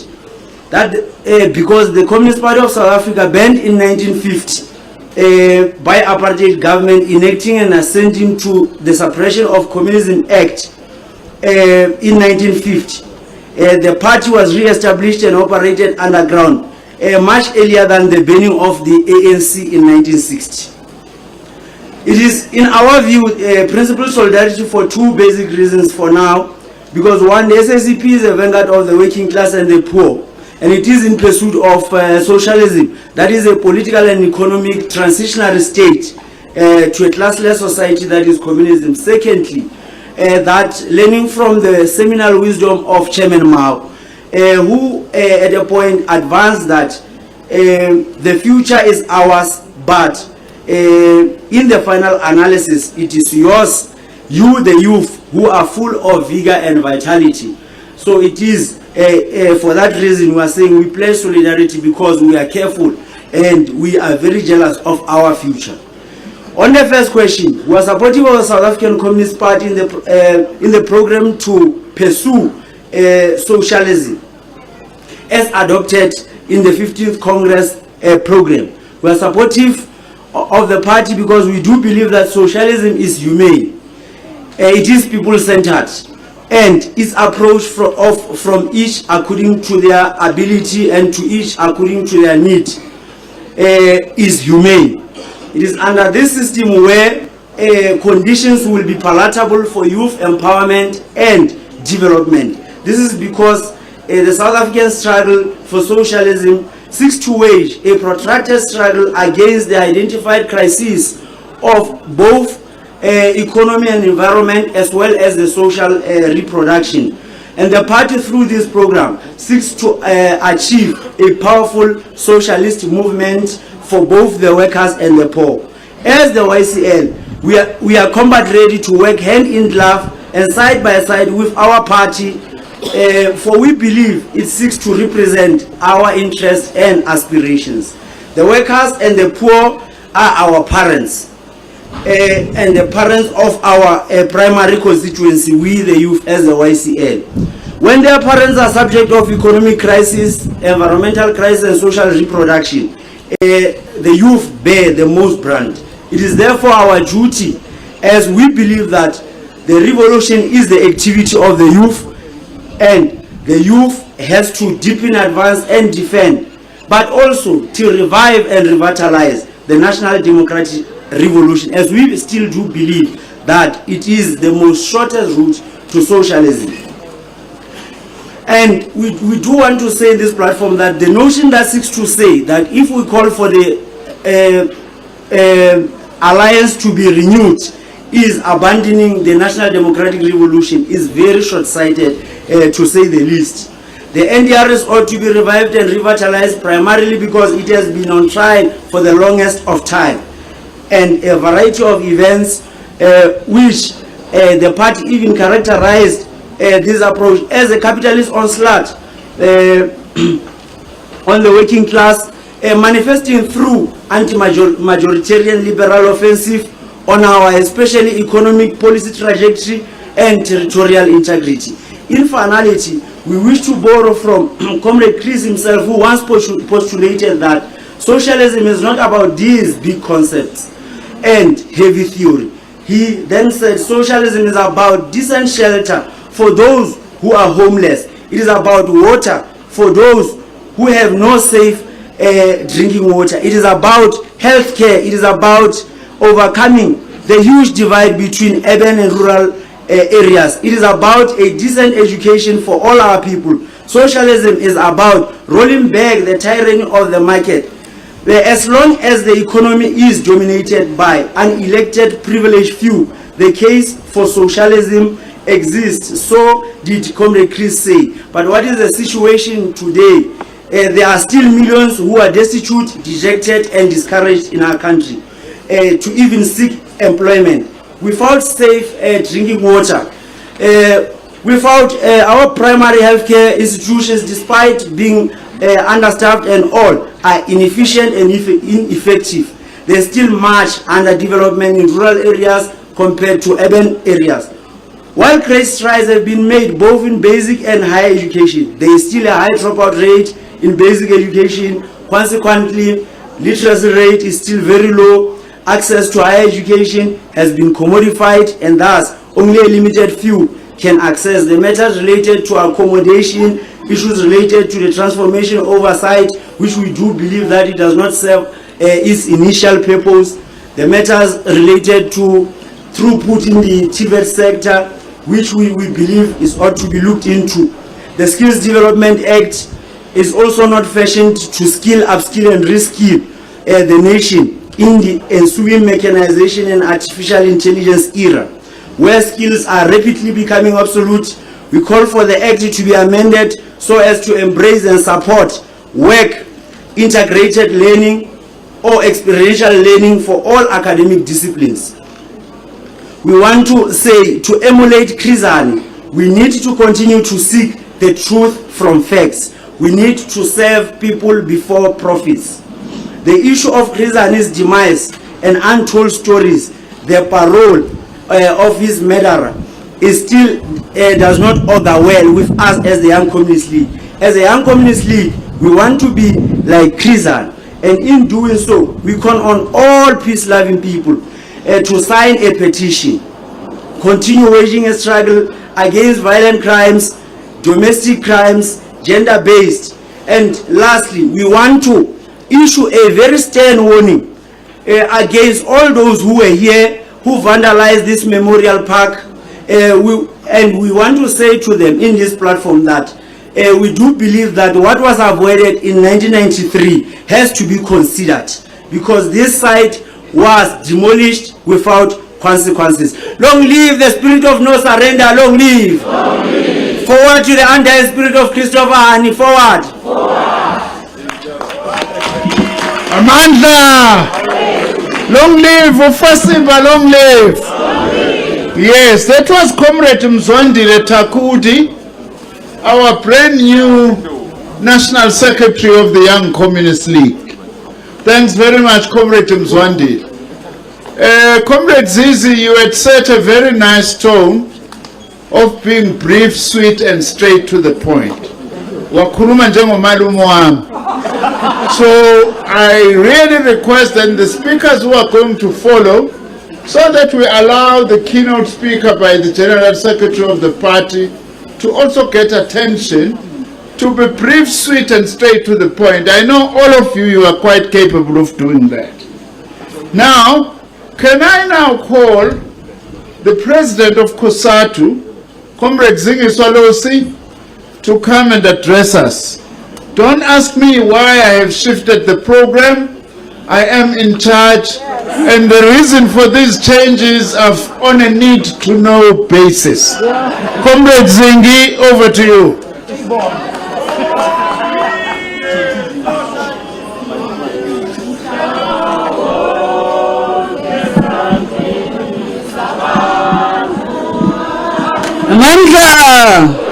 Mandla, long live the Alliance, long live.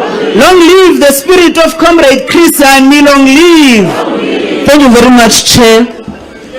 Due to the respect of time, as you indicated, I want to observe protocol and greet Sis Austimpo and the Hani family, the leadership of the Gauteng province, the Premier, Comrade Lisufi, the Executive Mayor, Comrade Modwana, the Executive Mayor of Ekurhuleni, the leadership of the Alliance, the DSG of the ANC, Comrade Nomvula, the General Secretary of the party, Comrade Mapaila, the Deputy President of COSATU that is here amongst us, Comrade Michael Shingange, and the Deputy General Secretary, Comrade Soli Petro, members of MKL, MV, comrades from the ambassadors, Cuba, Vietnam, China, Kenya, and Palestine, all protocol observed. Comrades, an entire generation of activists remembers where they were during this painful Saturday morning on the 10th of April in 1993. When we lost the former Chief of Staff of the People's Army, Umkhonto Wesizwe, the General Secretary of the SACP and the NEC member of the ANC, Comrade Chris. The wounds are still deep, the scars have not healed, and we will forever wonder what could have been. As we seek to honor the memory of Comrade Chris, we should, as he always said, ground our thoughts and actions in the struggles of our people. Comrade Chris eloquently said, and I'm happy that we seem to be reading from the same quotation. Comrade Chris said, and I quote, "Socialism is not about big concepts and heavy theory. Socialism is about decent shelter for those who are homeless. It is about water for those who have no safe drinking water. It is about health care. It is about the life of dignity for the old. It is about overcoming the huge divide between urban and rural areas. It is about decent education for all our people," close quote. In just over 2 weeks, we will have achieved 29 years of our liberation. Whilst we will correctly celebrate this milestone as the Alliance and the people of South Africa, the question is, have we honored the vision of socialism and justice that Comrade Chris set for ourselves? Have we fully utilized the levers of state power handed to us by the people? Or have we become distracted by the trappings of power? Comrades, there are many positive things that we have managed to achieve as the Alliance since 1994, from our progressive constitution and laws, shifting 60% of the budget to uplift the poor, rolling out basic and public services, providing relief to the unemployed, and dismantling the most obnoxious forms of apartheid and racism. However, with the unemployment that is sitting at 42%, with South Africa remaining the most unequal society, with poverty levels continue rising and corruption crippling the state, one efficient state-owned entities that is in ICU, and an economy that crippled by the load shedding, and municipalities that are struggling to provide basic services, then we have in many ways failed Comrade Chris's memory. Lenin asked, what is to be done? What would Comrade Chris expect of us? Surely, he would expect us to be guided by the serving the child that is walking kilometers in the cold, seeking education in the rural Tofimvaba. The mine worker whose lungs are being destroyed deep in the mines. The domestic worker that continues to slave for pittance. Surely, comrades, Comrade Chris would expect us to cleanse the ANC, to cleanse the SACP, and to cleanse COSATU from corruption, from factionalism, and from arrogance. He would want us to once again restore the Alliance to being the voice of the disposed and the beacon of hope for the poor. He would expect us to be agents of change that Comrade O.R. Tambo and Comrade Ruth First would be proud of. He would want us to make headlines for building schools, for building homes and factories, not for helping ourselves to public funds. Comrade Chris would want us to remember why we became members of the movement, and that the survival of this movement is in our hands. Comrade Chris and Comrade Dula Omar and many other giants always reminded us that the only ones who can defeat the ANC and the Alliance are ourselves. So, comrades, it is up to us to rebuild the movement of Chris Hani, to deal with the daily struggles of workers and the working class as we move towards the Alliance electoral victory in 2024. Comrade Chris Hani was a soldier, a leader, a servant of the people. He lived a humbled life. He led from the front. He did not shy away from the battlefront, from the underground in Lesotho to the battles with UNITA in Angola. And this is a type of leadership our people expect from us. While South Africa was robbed of a leader when we needed him most, whilst the Hani family was denied a husband, a father, a son, and a brother, their sacrifices, comrades, did not start on the 10th of April in 1993, but in fact, their sacrifices started the day that Comrade Chris signed up for the liberation movement. We will forever be indebted to the Hani family. And as I learned, Comrade Chair, we want to say as COSATU, if we are to do justice to the memory of Comrade Chris, and the sacrifices of the Hani family, then we need to learn from and honor the principles that Comrade Chris as a leader stood for. Long live the undying spirit of Comrade Chris Hani, long live. Thank you very much, Chair.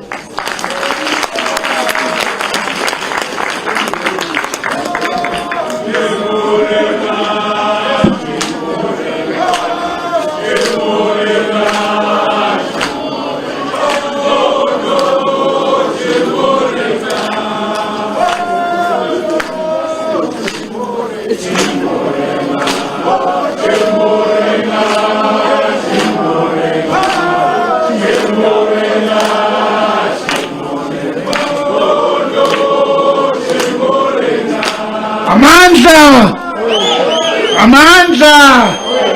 Viva COSATU, viva! Thank you very much, Comrade President, Comrade Zingilosi.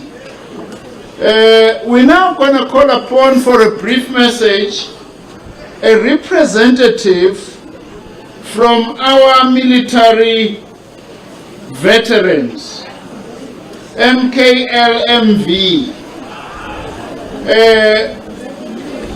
The comrade who was scheduled to speak, that I'm calling upon, if he has arrived, is Comrade,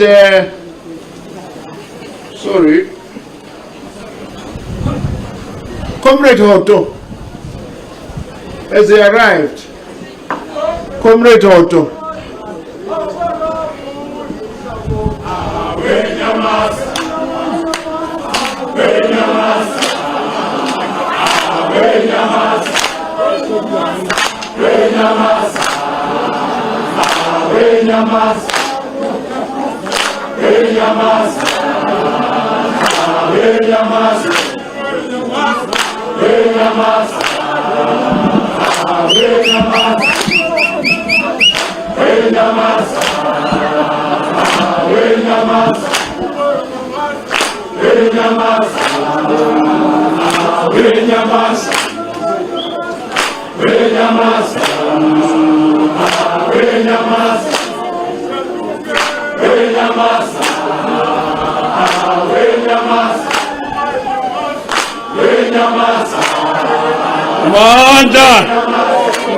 Amanda! Long live Comrade Chris Hani, long live! Long live Comrade Chief of Staff, long live! Amanda! Forward to socialism, forward! Mantale ngokubulisa our first Deputy Secretary General, Comrade Nomvula. Tibulise Comrade Panyaza, the Premier of this province. Tibulise Comrade Dimpwani. Tibulise zonke inkokheli ezikhona apha, ndingamshiyanga umeya walapha oyenze ukuthi sibe lapha namhlanje.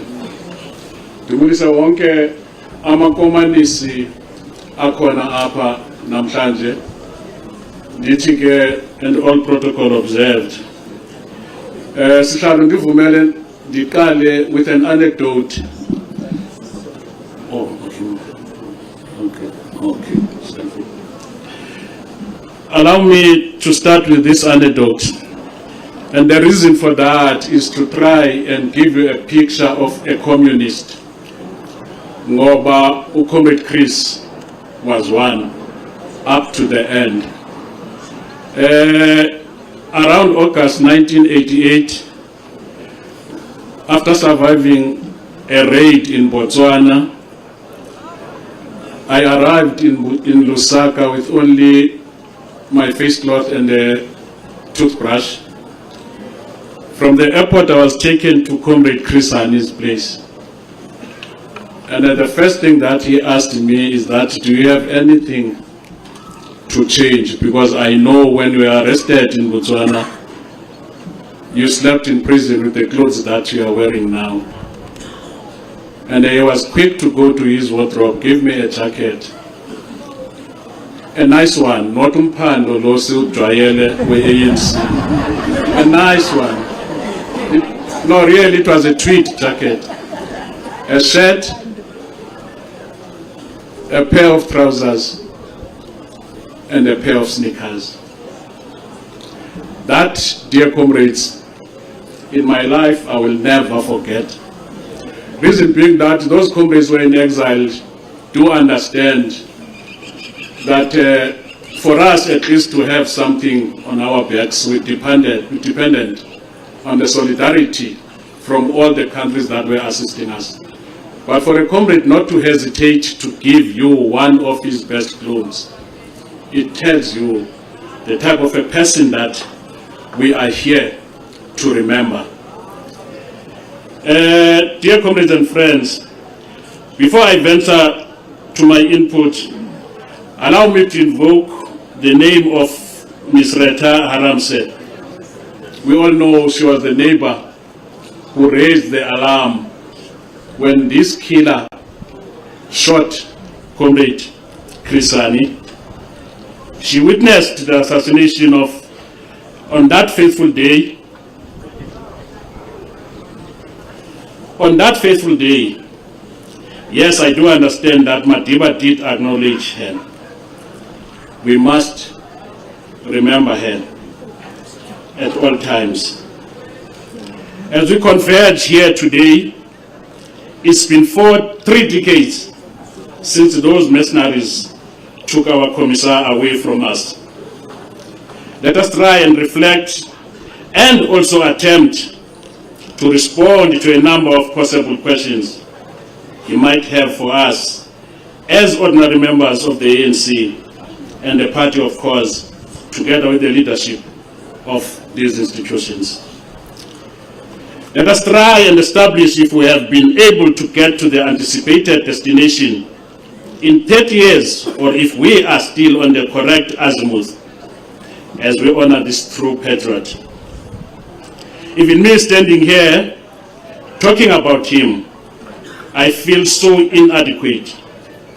What do I tell him about the current politics of coalition? It's important, comrades, that we must understand what is it that we fought for.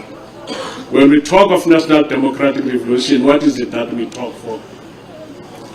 We are sitting there, looking at our leadership, being part of these circuses that are going on in all these municipalities, of coalitions that are not bringing anything to our people. And then we know what is it that our people want. It's simple. They want service delivery.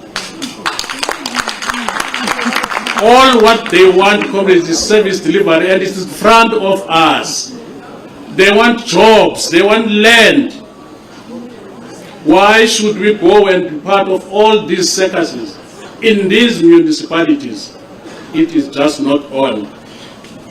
We as MK Liberation War veterans, as we take part in renewing our party, we believe that we need to look into these problems that are faced by our ANC.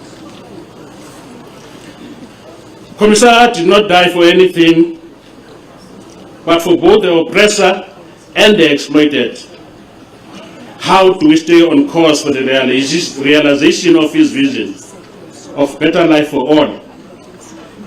Millions of the South Africans who were not even there 30 years ago, today are singing about the name. Is this enough? More still needs to be done to ensure that every effort is made to redress the socio-economic imbalances that persist. Learning from the Soviet Union, if we have to learn a lesson, he adopted a slogan that appeals to all the people he was targeting, and this is peace, land and bread. He was sure that this slogan was talking to the soldiers, to the peasants and the workers, Why can't we do the same as a ruling party? When we drive the following campaigns: crime reduction or elimination of crime, eradication of poverty and unemployment, who are we mobilizing to act? At this juncture, I wanted to quote Comrade Chris, but in the interest of time, I won't, because Comrade Zizikotwa had already done that. All I want to underline is that what Comrade Chris, on what Comrade Zizi was quoting here, was nothing else but the truth, for the mere fact that both of us, without any communication, wanted to bring here the very same quote that Comrade Chris says some time back. So it is important, Comrade, that when we talk of a communist, what are we talking about? There has never been a better time to play our part, given the commitment of our government in its fight against the corruption by our deeds. Let us pay homage to those who have made it possible for us to occupy the positions that we are in today, both in the public sector and in corporate South Africa. We constantly ask, what is it about this month, correctly declared by our movement as Heroes Month and Freedom Month by our government? We constantly see our leaders bowing out of the arena of the living. In April, it was the case with Comrade O.R. Tambo, Mother of the Nation Mamwini Mandela, Comrade Soli Mahlangu, Dr. Zola Skweyiwa, Spion Timkul and Topsi Madaka. This month, Comrade, we just lost our National Commissar, Comrade Mulelo Musi.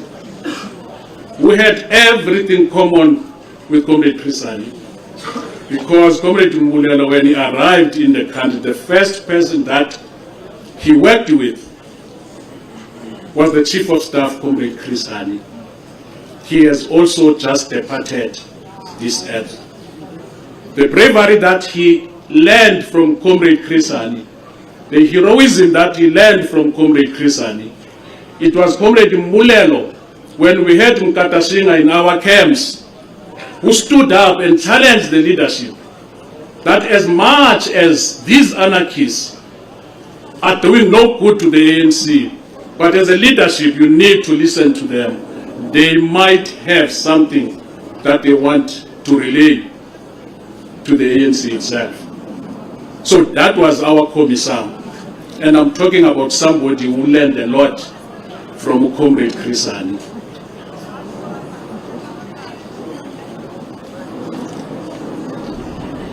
As people like Commissar left us behind, many of us in the MKLW will continue to keep alive the spirit from which our liberation was born. We will stand strong and claim our heritage with pride and continue to confront our challenges as we restore our dignity.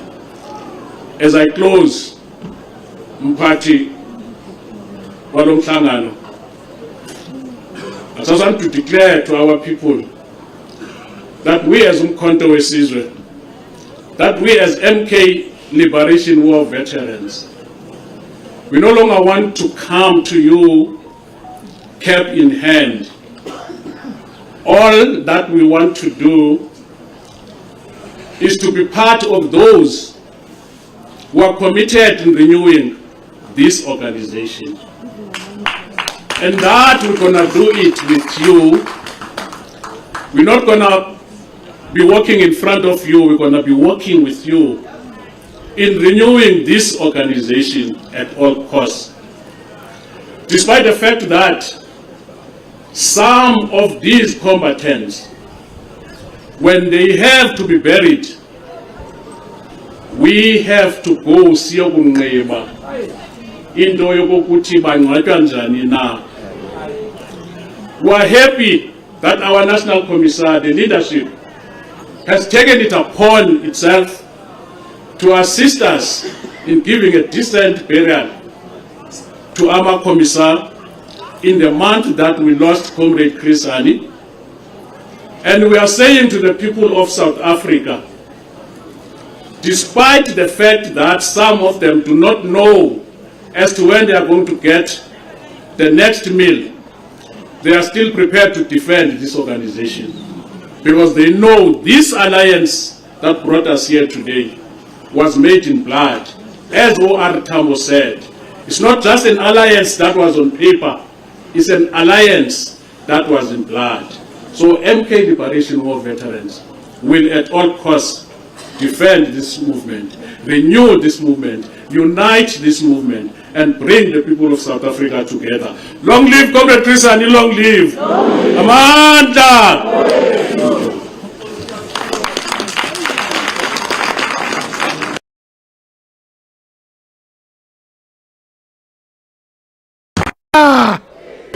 Thank you very much, Comrade Otto. If what Comrade Zingiswa was saying about our commitment to our movement and its struggle, and the former MK soldiers are talking like they are talking, why is it difficult not to rescue the place in which our movement is at this point in time? What is it that makes it really difficult? Austimbo, you are right. We have to tell our history. On the 9th of October 1992, Kobi Kotse, the clerk's Minister of Justice, said, and I quote, "The ANC would be well advised to sever its links with the Communist Party, and especially one Mr. Hani," unquote. And exactly 6 months after that, Uput Chris was dead. So it's important that we tell our history.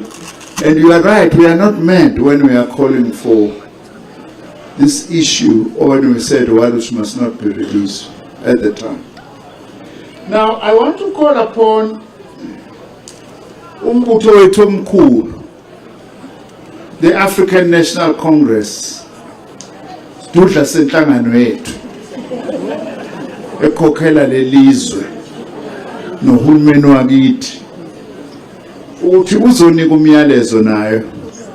Cela uComrade First Deputy Secretary General of the ANC, Comrade Nomvula Mkonyane, Mamkhize, akwezokhuluma njengomamkhize engimaziyo kwentombi namhlanje.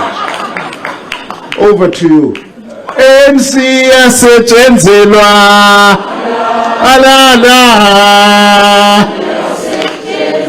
ANC yasetshenzelwa alala,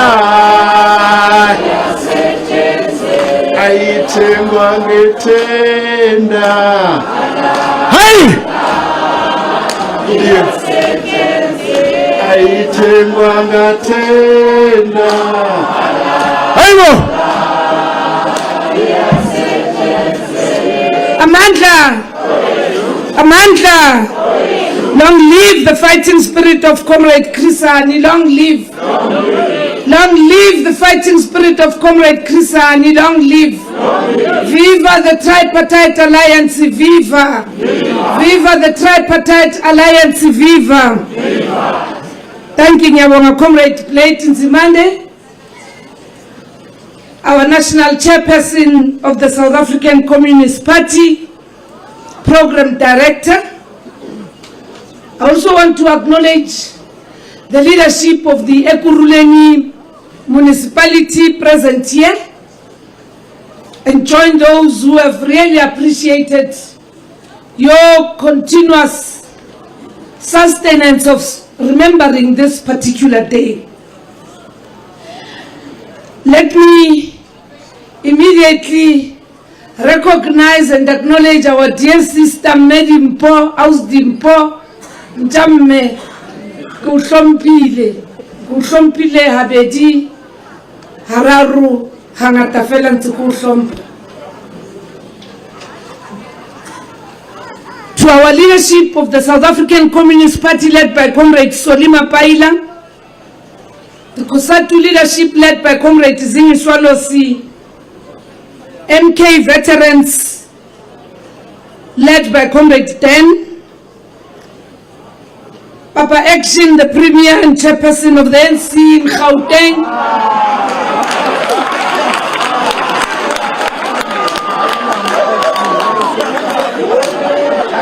Comrade Panyaza Visufi,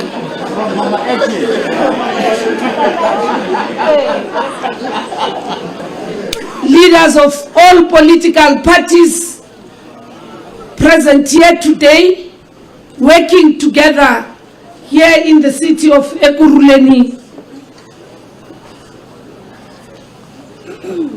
representatives of the PYA present here, the Mayor of Ekurhuleni, Councillor Sivuile Ngotwana, the leaders of the NC Women's League present here. 30 years ago, one of our most esteemed leaders, Comrade Thembisile Hani, popularly known as Comrade Chris, was gunned down by the right-winger Yalus. This raw act savagery nearly plunged our country into a senseless surge of bloodletting.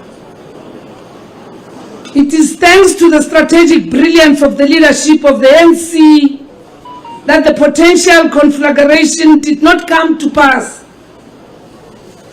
Thanks to the peace-loving South Africans who heeded the call not to take the law into their own hands and allowed the leadership under Comrade Madiba to provide counsel and leadership as to what needs to be done, working together with comrades such as Comrade Joslov and many other leaders of the Alliance to find a better path of recognizing the blood of Comrade Chris Hani that was made to flow in the streets of Don Park,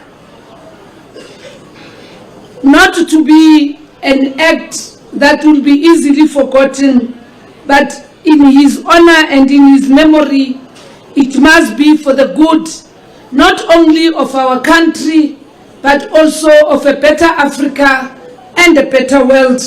And hence here today, typical of Comrade Chris Hani, we have our own comrades and friends represented by members of the Diplomatic Corps, who also our own comrades and allies committed to the path towards a national democratic society in our country, but also a better world and a better Africa, as espoused by Comrade Chris Hani through action and commitment.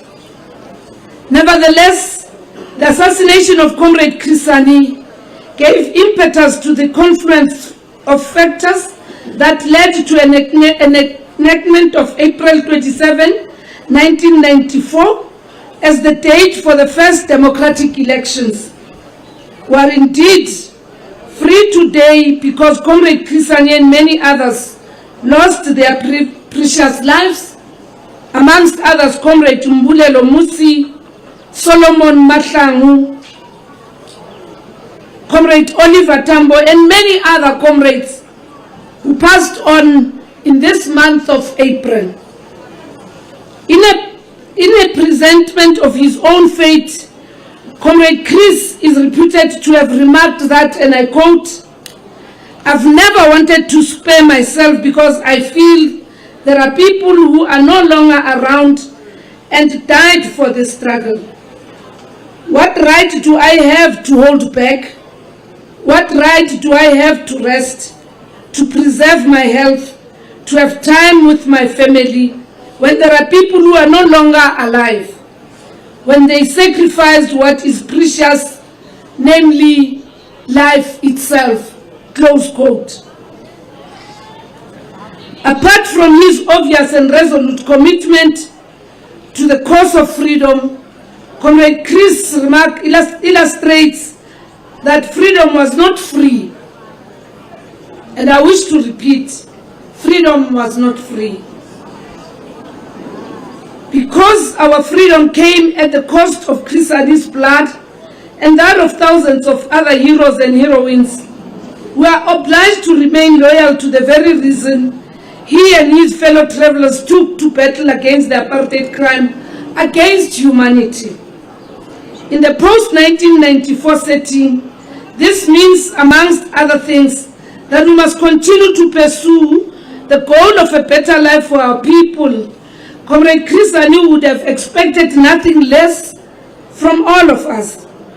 We know this because it was Comrade Chris Hani who said, and I quote, "If you want peace, then you must struggle for social justice." He also advocated for decent shelter for those who are homeless, water for those who have no safe drinking water, quality health care, and a life of dignity for the old. Close quote. He sought to overcome, and I quote, the huge divide between urban and rural areas, and to create conditions for a decent education for all our people. Program Director, you will realize that all of us who took to this podium are repeating one and the same thing, because it is because of what Comrade Chris Hani believed in and what he stood for and what is still relevant to bring all of us together to champion the cause for a national democratic society. Comrade Chris was also resolute about the need for egos to be suppressed in favor of peace, as well as the need to create a new breed of South Africans who love their country and love everybody irrespective of their color. He was never a racist.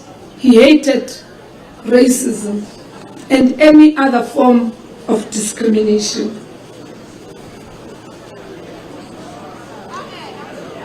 Since 1994, we have sought to act as Chris Hani counseled by redressing the legacy of colonialism and apartheid and improving the quality of life of all South Africans. Naturally, we have encountered challenges, as we would have had to, but we have made significant strides in changing the lives of the people for the better. It is because of that that we continue to say, "A luta continua," the struggle continues. Because ours was not just political freedom or occupation of political office, but it is an enabler to a cause where there will be eradication of all other forms of exploitation and abuse. Comrade Blade, Program Director, we gathered at Chris Hani's gravesite to report on the progress we have made. And as we have said, we are the first to concede that our work is not complete.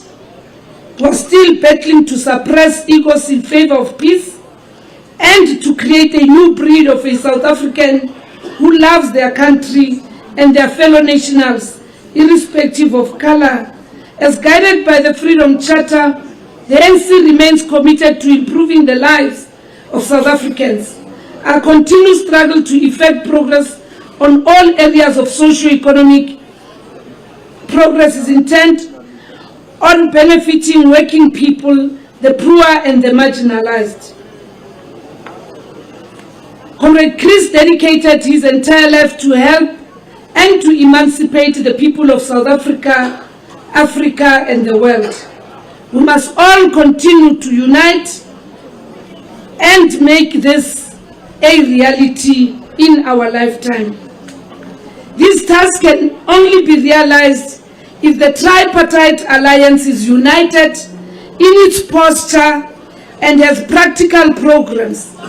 This is not the occasion to discuss the problems of the alliance, but all of us know that it is not in good health It is not in the best of shape. This at the time when we are facing the most difficult elections since 1994. Therefore, this begs many questions, amongst them being, how do we fight an election when leaders of the ANC, leaders of the Alliance and the Mass Democratic Movement daily speak in discordant tunes? How do we fight an election when key components of the Alliance seem to have forgotten that the aspirations of the working class cannot be fulfilled outside the pursuit of the National Democratic Revolution, that preventing ambulances from delivering the sick into public health facilities doesn't serve the cause of anybody but social conservative forces who will seek to convince society that the trade union movement is a nonsensical social excess baggage. How do we fight an election when we have practically retreated from the battle of ideas, such that despite our rhetoric, we have relative to the opposition not put forward as much ideas that have exercised the population on the ideal of a non-racial, non-sexist, united and prosperous South Africa in the last 12 months or so. Aside from the forthcoming elections, we must also consider whether we are on track with regard to important questions of a progressive agenda on the international front. How, for example, does our handling of migration, especially African migrants, advance or retard the principle of international solidarity and continental integration, which holds the key for our economic advancement as a country, as a region, and as a continent? These and other questions beg other practical questions. How does the party of Chris Hani define primary contradictions of the present era, which the structures of the mass democratic movement must coalesce and in turn rally the nation as a whole? How do the positions we take help us to achieve this position? As the ANC, we're posing these questions because it is not enough to assert that we must strengthen our work on the international front. We must also ask ourselves how we are going to achieve the outcome. We are equally alive to transforming multilateral structures in the United Nations system. In this regard, as the ANC-led alliance, we have to make sure that we do our best to deal with the restoration of peace in the continent, in the Middle East, and the Ukraine-Russia conflict. We will use our position as chairperson of BRICS to lead and contribute a world order where there is peace and harmony, and wherein nations live side by side without undermining the sovereignty of other countries. In honor of Comrade Chris Hani, let us recall some of his last words in an interview with Comrade Luli Kalinikos in March 1993, just 10 days before his assassination, where he spoke about the need for the ANC to reposition itself in light of the work that it needs to do. Comrade Chris highlighted that the ANC will have to fight a new enemy in order to make freedom and democracy worthwhile to ordinary South Africans. He also urged that, and I quote, "We must build a different culture in this country, different in form and character, different from the Nationalist Party. And that culture should be one of service to the people." Close quote. In staying true to these words, we must all, united in our diversity, continue to fight for an equal and just society for all. We will also have to continue to work with his family and the rest of the movement to find closure on his death by supporting the call for an inquest on the killing of Comrade Chris Hani. May the spirit of Comrade Chris Hani continue to live in us. May our country become a country that he envisioned, and may the ANC and all alliance components be joined together on the basis of what Comrade Chris Hani stood for, and nothing temporary and nothing convenient, but something that really says, indeed, the struggle continues. Amandla, long live the spirit of Chris Hani, long live. Thank you, Nyabong.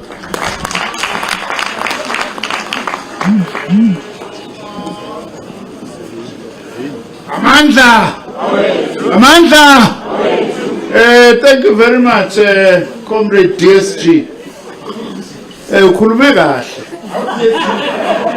Yabona ke kule province engizalwa kuyo eKZN uthi uma window ugane uMamkhize usuku senkathazeni ngoba makudlulwa lapha kwakho akushiya ukuthi nake kwenzimande kuthiwa nake kwaMamkhize. Khulume kahle impela siyabonga ntombi. Thank you very much. Comrades, we are now coming to the keynote address that will be delivered by the General Secretary of the South African Communist Party, Comrade Soli Mapaile. Nopal was... That's your turn now.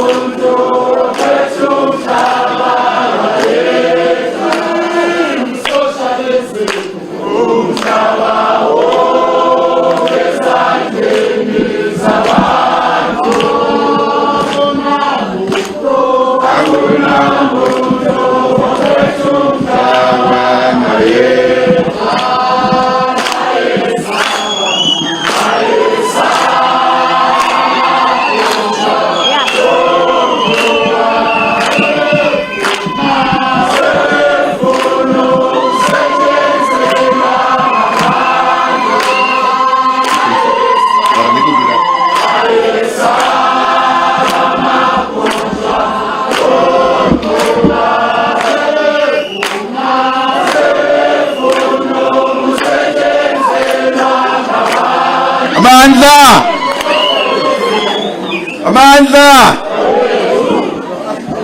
Long live the dying spirit of Comrade Chris Hani, long live! Forward to socialism, forward! Down with capitalism, down! Long live the alliance, long live!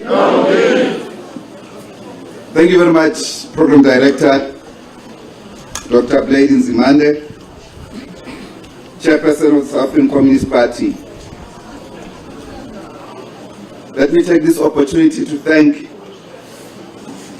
firstly, the Ekurhuleni Municipality for hosting this event, continue with the legacy of many other administrations in this municipality, and also thank Councillor Ntabiseng, as well as Mayor Ngotwana for hosting us today, as well as Comrade Johnny Sizwe.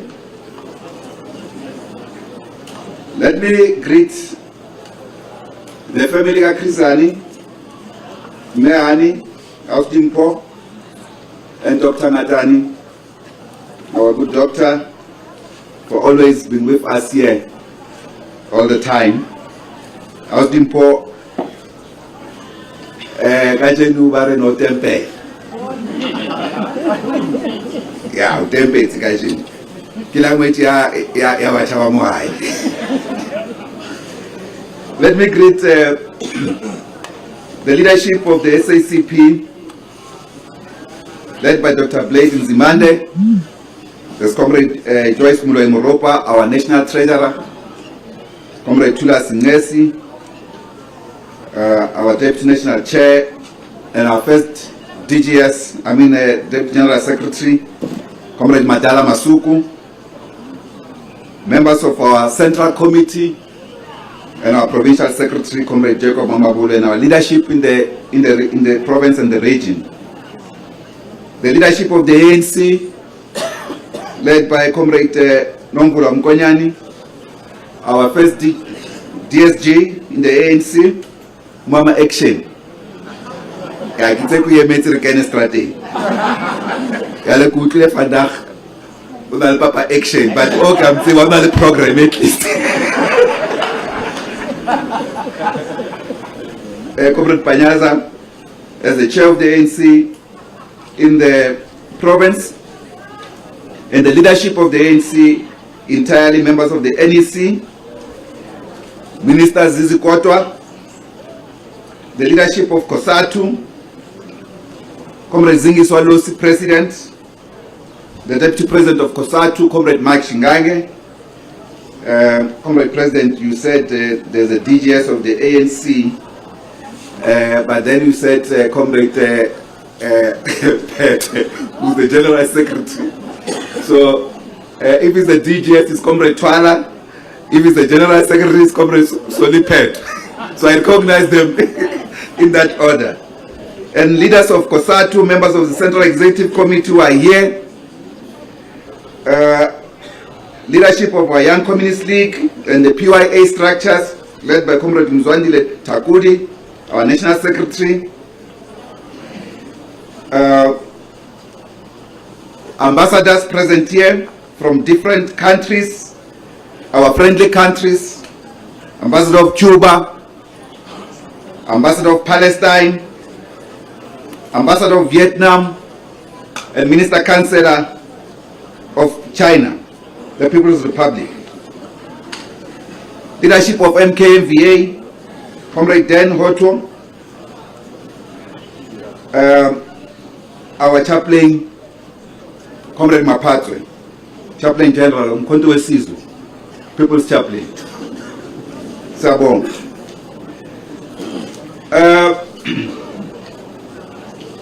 Let me also, as I start my notes, recognize amongst us here Advocate Muzi Skakan, as well as in absentia Advocate Malindi, as well as Attorney Ngopani.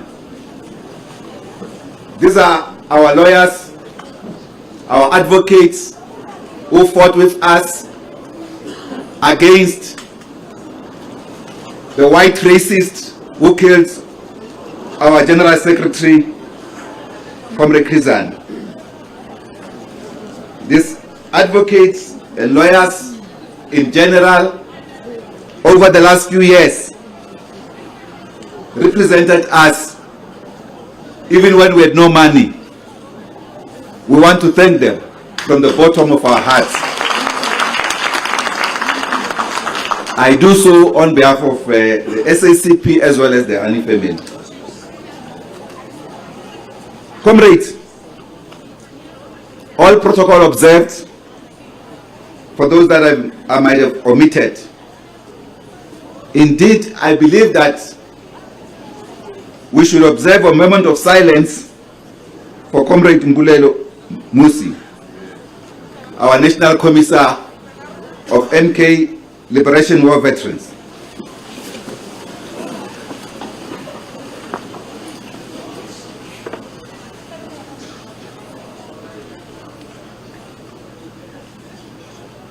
Mandla! Thank you very much. Comrades, let me start by indicating that 30 years on, since the colors matter of our General Secretary, Comrade Chris Hani, the commander of our Liberation Army, former Chief of Staff, today, the living conditions of the people of our country, of the working class, are deteriorating. Political power of our people is being stolen. Our revolution is being hijacked by an advanced and crisis-ridden and rampant modern capitalist system that is called neoliberalism, that enriches the few at the expense of the majority. It is full of promises and delivers more miserable outcomes, which is evidently proven in our society. Therefore, we are dealing with a crisis not of our own making. I'll explain in simpler terms what is the problem in this country and what is the solution. The capitalist crisis has not only stolen the dreams of many sacrifices of our leaders and combatants that we have conceptualized and encoded in the Freedom Charter, but our national independence has been weakened to almost broken. Ausdimpo used the word broken, or that our revolution is getting broken. But this is led largely by the imperialist forces and imperialist interests that have dictated the impositions on our country of their failed economic policies that have only multiplied poverty and other major social ills, especially gender-based violence, criminality, acute racism, and even more inequalities, especially between the rich and the poor, black and white, rural and urban. And all of this is a consequence of an economic system that is rotten to the core. This is a system that we must reject. This is the system that Comrade Chris Hani was fighting against. This is the system that killed Comrade Chris Hani. So we need a radical change on economic policy trajectory than giving regurgitation of the same thing, same failed policies. If multiplied many a times, they will give us the same results of poverty, inequality, and unemployment in our country. We have to take a new shift forward. We need, therefore, to accelerate public-led structural economic transformation to represent the people's interest, not the bourgeois elites, but our people. And therefore, the existing piecemeal policies, including the legislative framework, won't end this current crisis that we face, particularly unemployment amongst African youth, which has almost gone beyond 50% into the 70s. You can have another 50 years, you will never cut it down unless you change the economic system that is not functioning. In simpler terms, our revolution is unable to fulfill its mission to end racial inequality and create non-racism, to end gender inequality and defeating patriarchy, and create a non-sexist society and even a non-binary society. It is unable to end capitalist exploitation of the majority and create an egalitarian society or a society of equals. It is unable, therefore, to end class inequality and therefore create or move towards socialism. Because only when we end the exploitation of class by another class, the capitalist class, can we then guarantee every single South African all the wealth that can be shared. Without that, it is an illusion. And I think this is extremely important in the political space. Because yes, we can make promises for whatever is possible within a budgetary framework. But those promises cannot go to the foundation of the inequality in this country. The foundations of our inequality are based on the ownership of the means of production in our country. In other words, ownership of the economy. It has not been transferred to the people. What has been transferred to the people is the right to discuss the economy. We want to go beyond the right to discuss the economy in parliament and legislatures, Comrade Panyazi. We want the transfer of wealth to our people. Therefore, we need to reset the revolutionary mission and its key timelines. It is time to rebuild, to rejuvenate, and to root back our revolution amongst the masses. The moment that we are in has displayed massive failures of bourgeois democracy. There is a void in our society that political parties in parliament are unable to resolve. The void that sometimes in English or in some political language, we call it the moment of interregnum, a moment of a lull, a long lull, where we are all happy because we are having discussions that are meaningless to the living conditions of the people, that do not improve their living conditions, not even a single day. But we are happy that we are discussing these things, and we keep on coming to parliament, to any legislature, to the council, to discuss the same things. Now this interregnum, comrades, it requires us to build a new momentum, to rebuild our democracy, and rebuild and strengthen people's power. In other words, build people's democracy, which the bourgeoisie are afraid of, because they manipulate the party political system, they corrupt political leaders, they put their interests at core before the interests of the people. So therefore, we are calling for the rebuilding of a powerful socialist movement of the workers and the poor, based on grassroots struggles of the people, for food security, against unemployment, for public sector-led decent job creation, not these exploitative public works programs and community works programs that must be done away with. People must be permanently employed. This is an underdeveloped country. We have enough work to do. With this kind of piecemeal jobs, we will never be able to transform this country. We therefore need to rekindle the living memory of our General Secretary, Comrade Chris Hani, who dedicated his entire life to our democracy today. We must therefore dedicate this period to community development in fighting against hunger until it is eradicated, in fighting against homelessness, lack of water in our communities, and land deprivation amongst the people. The crisis that drives poverty in our country today that we see is precisely this. One, House Jumbo, you're very right. We have not transferred the land. Comrades, without transferring the land to the majority, we will never end poverty in this country. Get that in your head, all of you in government and in parliament. In other words, the land by communist talk is the principal form of property relations.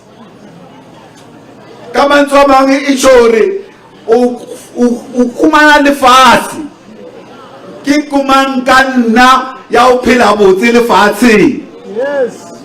When you do not transfer the land, there is no way in which you can tackle poverty. Every other thing that a human being, human society lives on comes from the land. We plow it, we plant it, or we mine it. If you do not take over the resources, how are you going to end this poverty? This is the fundamental task of the National Liberation Movement today. And therefore, when you have taken over the land, what we call property relations, you are therefore able to deal with other social relations that are currently unequal in this country. When we talk about poverty, why other people have food, others do not have food, it's precisely because the distribution relations are awkward, are cockeyed. They are not aligned to the needs of the people. They are aligned to the needs of the market, to the needs of the elite, to the needs of a few, the minority white races who continue to control our economy. And the same thing, on the basis of that, production relations. That's the basis why we are in alliance with the workers, because we want to change the ownership at the point of production. That is why Comrade Chris Hani had indicated that we do not care about this jubilation by the bourgeoisie. Because when we take power, the masses will have their economy in their hands. The jubilation of the bourgeoisie, as Comrade Hani indicated, is but temporal. We will take power in this country. There will be socialism in this country. The people will rise against the owners of the means of production and transfer the wealth to themselves. Otherwise, without tackling these fundamentals, comrades, whatever we are doing, it's an illusion. Even when we can do it in the name of the revolution. Because this is the fundamental task of the revolution. When the African National Congress was established in 1912, its first main task to unite the Africans to take back the land. 2 missions. Let's continue with this mission. We need, therefore, comrades, going forward, to guarantee, in the meantime, under bourgeois democracy, Baba action.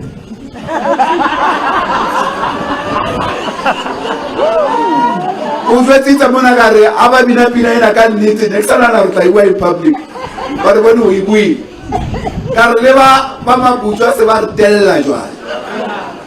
Aragangazela, Mapuna Blado Chrisan. I was saying, I asked the land. But they realized that we are toothless. Now we need to take back political power. But when I'm walking, we trade power. Drive political power. Take responsibility. Take political leadership. Political decisions. Don't be afraid. The masses are with you. That's why they gave you this power. If you can use this power, leave office. Major, this is my area. I can tell you, in my street, rubbish is like this. The last 6 months not collected. I can give you streets. Ngake Nkumale street in Togoza, Mukwera, and Yende. They are like this. And many other streets and many other parts of the township in this region. Our people have been neglected. Now take charge. Give us basic services in our community. Our people do not expect too much. They need this basic. Let them go to them. Comrades, let me also indicate that we should also deal with problems of misgovernance in our revolution, particularly in municipalities, but across all the government systems. And we should refocus the role of political power so that it can be meaningful to the masses. At the same time, we have seen that the state has now been used as a blunt instrument to oppose the needs of the people. House people, for instance, have spoken at length about one section in this regard, in which, for instance, the judiciary, in its application of its work, can make us become helpless. And we live and see how our revolution is deviating and we could do nothing. We want to indicate that this and others, including corruption and self-serving interests of the so-called political class, petty politicians who parade as revolutionaries, serving their factional interests and party political interests before whatever is left trickles down to the masses, must be dealt with urgently by the masses.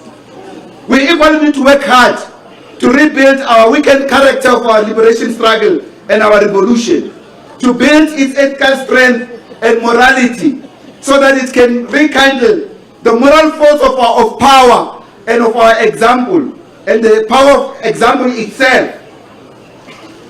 We are living in a very precarious world environment, a very difficult situation under which the global bourgeoisie, led by the United States and Europe, control the global capitalist economy, which have now even renounced the rules they've set for themselves. They do not follow any rules, but they want us to comply with their own rules that they do not follow. We must assert our own national independence. Commander Chris died fighting for national independence. He did not die fighting for us to go and negotiate our independence. We should not negotiate our independence with anybody. We negotiate that only with South Africans. But if South Africans work with imperialist forces to weaken our independence, we should stop that negotiations. And therefore, in this precarious environment that we live in, we have seen, for instance, that the world is on the brink of a nuclear war, with the escalation of hostilities in various parts of the world, driven by the US imperialism as well as European imperialism, what we call Western imperialism. They have created proxy wars, defining these wars that are fought currently, for instance, the main one in Ukraine. That war is extremely important for the people of the world. Whilst we are calling for peace and for an end to all forms of wars, all these imperialist wars, but let me tell you something important that you must know. The war in Ukraine, led currently on a special military operation by the Russian Federation, is the war to define power relations in the world. Is the war to define interstate relations. Is the war to create a new global order. And therefore that war is important that the imperialists do not win.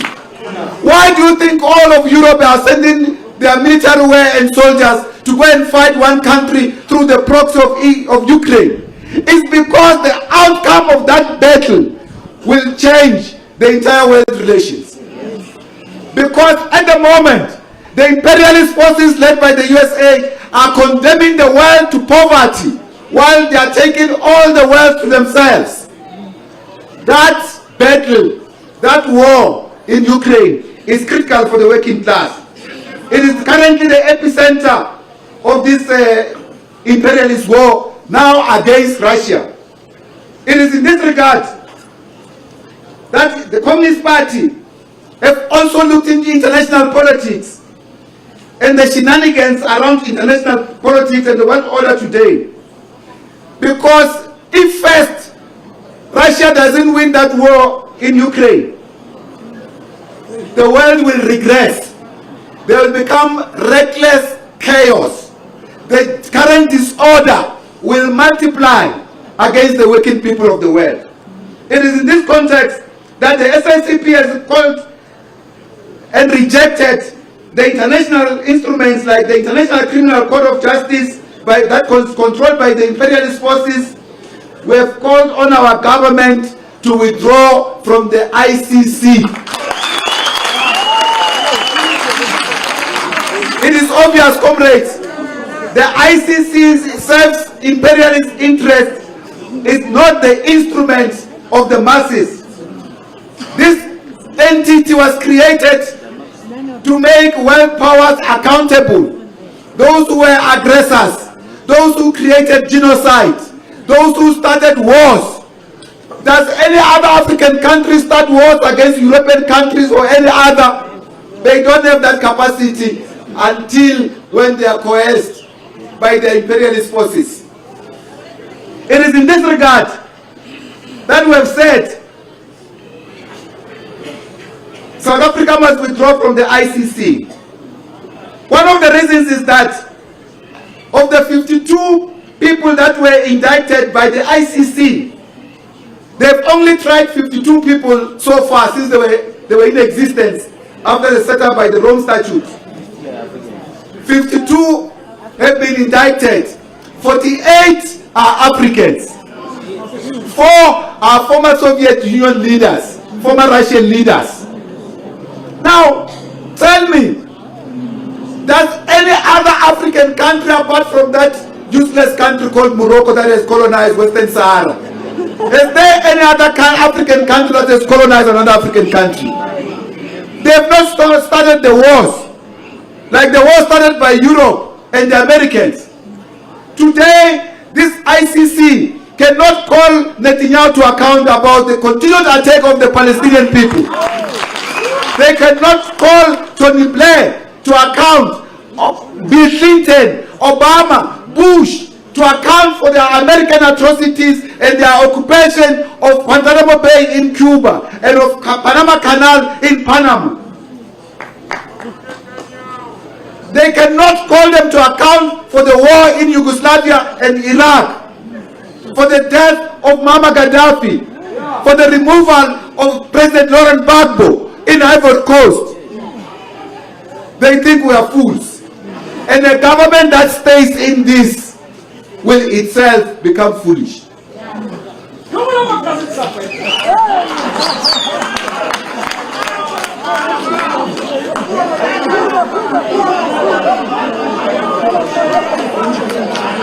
I'm those in comrade chair. Comrades.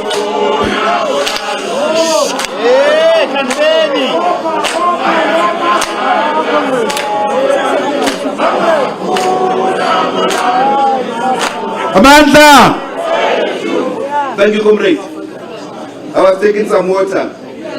Let me also say, comrades, we equally reject with the contempt that it deserves the ICC warrant of arrest against President Vladimir Putin of the Russian Federation.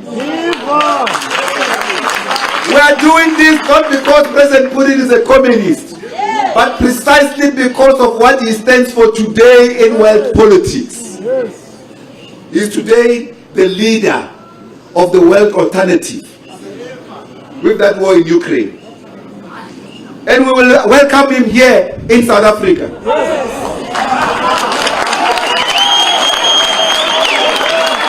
The last point, comrades, is to indicate that one of the problems we are facing today here at home and in the world is that as the imperialist forces are causing these wars, they are doing this because of a competition to control the new instruments of production. These new instruments are largely digital and other technologies that are able to create efficient productive machines, what we call in basic language, machines that produces other machines that produces goods and services. In other words, when you see these big machines in mines and others, those countries have got that capability. The war is about that.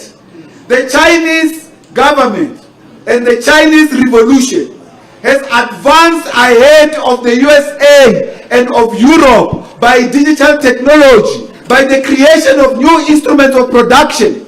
That is why today the USA, even before they could have generation 5 5th degree technology, China has already developed that. As they were clamoring to have 50th degree technology, China has developed 6th degree technology. That is why now they want to disrupt China's development, and therefore the productive instruments in the hands of the working class and friendly forces and revolutionary forces of the world. They only want them to be in control. They think that their values are our values. We are an independent country, we are an African country, we've got our own values. And our own values must be respected. Therefore, this is not about any other thing. It's just about simple power by these imperialist forces. Comrade Chair, in closing, as we are faced with this multiple crisis of the capitalist system, we want to indicate that South Africa itself is continuing in the crisis of massive policy failures, wherein the working class are made to be part of the problem. This is further exacerbated by a deep neoliberal reform in our country. We as the left forces in our country, and I'm happy, Majoro, that the political forces have come together. Comrade Dan, I heard you. For as long as the movement has not won elections outright, they have to engage in coalitions. But these coalitions must not be for petty political reasoning. Yes. The coalitions must be based on economic development of our communities, on the provision of services of our communities. And the history of that service must be the basis of continuing the coalitions. It cannot be nigga, mina now and nigga, never. It must be about the people. That's the basis of this of what these coalitions are about. But for us in the Communist Party, we also want to say one of the urgent tasks facing the National Democratic Revolution today, which we characterize as the South African struggle for socialism, is the renewal of our movement, the issue of policy sovereignty of our movement, the feeling of this interregnum process that we've spoken about. In other words, the provision of political leadership across the space. I must tell this thing, Comrade Austin. Around 20 now, ofeta le tona, le sa tsebe matla le na no. Very political power, very political power. Who does so to you? Tell them this problem. To our ministers, please use the political power in your executive, your executive. Implement the decisions that are progressive, that takes our country forward. Do not allow this thing that you are made to mark time on the same spot when we are not moving forward. Our revolution must be characterized by the hindmost. I come from the military background. These comrades from Mkoto Esizwe, some of them have been with them in the camps. Our mission was, we measure the pace of our military contingent, of a military unit of formation, by the hindmost. If our last comrade is injured, that will be the pace of our revolution, of that military contingent. We can't leave him behind or her behind. So in our case, the revolution's pace is measured by the level of inequality and poverty, how we address the problems of the poor. That's the pace in which, in other words, we should function on an emergency as a revolution, permanent emergency, because of the crisis of living in this country. This is the thing, Comrade Mama Action. On the basis of this, so now we are people of peace, we communists. But because we are people of peace, we do not want anyone to try us. Because we can also fight, and we know how to fight. Yes, our General Secretary was not just a mere commander, was a revolutionary commander who was tested in battle against the enemy. That's the reason why Austimpo, these racist South Africans, will never forgive the Communist Party, will never forgive the Hani family. Because the taste of defeat in the Wankens Polilo operation, when they even left their food, and Chris Hani and others enjoyed for the first time proper meal made by South African working class, was when they were running away from the battle. They will never forget that. When they were defeated in the Kitokwana Valley in Angola, our comrades were in the battle. There's Comrade Sosko here and others. Our special trained team from Cuba, Special Force. They were fighting in the northern front when the battle was in the southern front, occupying a complete battle line. That's what these people will never, the right-wingers in this country, they will never be at peace with the Communist Party. They know the role of the Communist Party in the Liberation War. And we make no apology for fighting for our country. Not at all. Therefore, comrades, we are people of peace as the Communist Party. But we say to our comrades in the alliance, this is my last page, Comrade Chair, Comrade Dongford. Yabona, let's start with the question that was raised by Ausdimpo. The question of the living conditions of our military veterans. I can tell you, on no less than 20 times, the Communist Party has placed this question on the national agenda of our movement. The Communist Party. We've placed it on the national agenda. Even when we created this question of military veterans department, it was led by us. The ANC owns it because they are leading in government. We initiated it. As Comrade Ayanda told you. Yes. At some point, we lost this debate. I had to fight personal war, personal battle with President Zuma for the realization of military veterans within defense. Because we thought with that we will improve the living conditions of our fighting soldiers. We have placed this question on the table all along. And there are many other issues that were placed on the table. They are betrayed at the execution point in government. That's what we need to sort out in the alliance. Now, yes, political will has to. Now going forward, we have said as the Communist Party, this alliance that we honor so much, that we have given our entire life for about. Let me say, our comrades are here from Umkhonto weSizwe. When we joined Umkhonto weSizwe, you renounce all your previous affiliation of the ANC or of the Liberation Forces. You take a new oath under the barrel.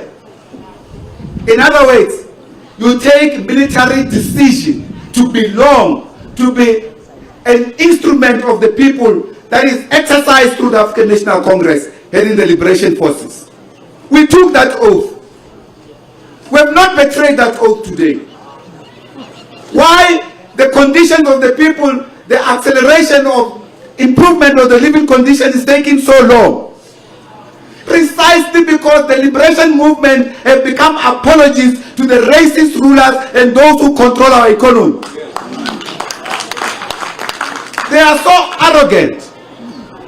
And that is why, on the basis of this, we have said the continuation of this alliance in this form, and I'm not using this platform to respond, Comrade Nomvula, I'm just simply indicating that the continuation of this alliance to continue in this form is the improvement of the living conditions of the people of this country as a fundamental basis. We want to account for something we are aware about that we have agreed on, not to account for something that is betrayed in political offices in government.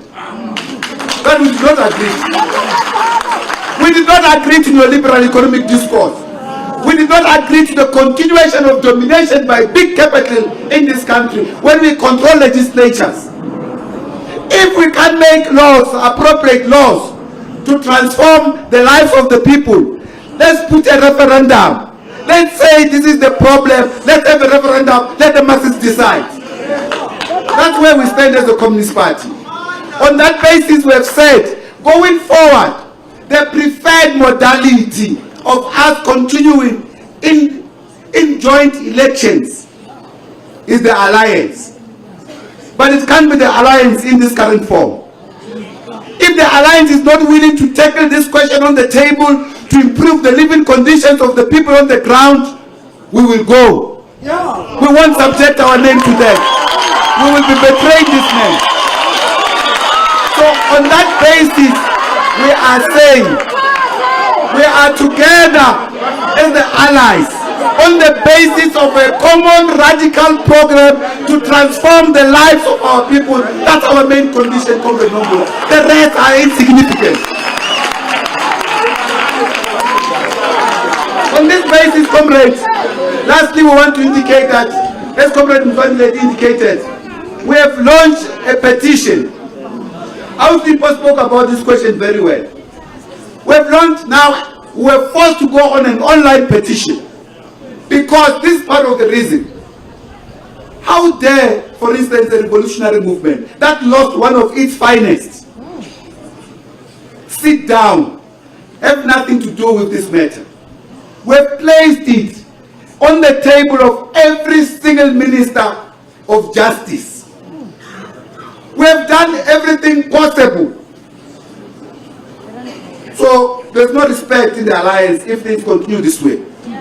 We say inquest, no inquest. Inquest, no inquest. We have to go on an online petition because now we're prepared to take action against the minister, to take the minister to court if we can't implement this inquest on the basis of online petition. Now we've gathered many thousand signatures. We want you to continue to join these signatures so that when we present them to the Minister of Justice and Correctional Services, there could be no dilly-dallying. We want this inquest. We want the truth of who murdered and assassinated our General Secretary. Because, you know, when our people is talking here, we also understand how ourselves are traumatized by this question. And you can imagine what about her and her family, her children, her grandchildren. When we are in alliance, and we can come here and talk good speeches, give each other platforms. At the same time, we do not act where it matters the most. We want action. I wish you could have done it on Gauteng, man. That's what I'm going to implement. Our interest, comrade, is to pursue the truth and nothing else. If we get the truth, we will live knowing the truth. It's as simple as that. On the basis of this, comrades, we want to thank once more the municipality for continuing this legacy of Comrade Chris Hani. This is the legacy of the people of South Africa. The right-wingers continue to provoke us. They come here and disrupt this museum. That's part of the problem. Why is it possible that a museum of this nature and magnitude can be disrupted? Major, it's precisely because we are not paying respect to those who died for the liberation that we enjoy today. Now, we walk here. It's an annual thing. They explain, Rambau explains eloquently. For sure,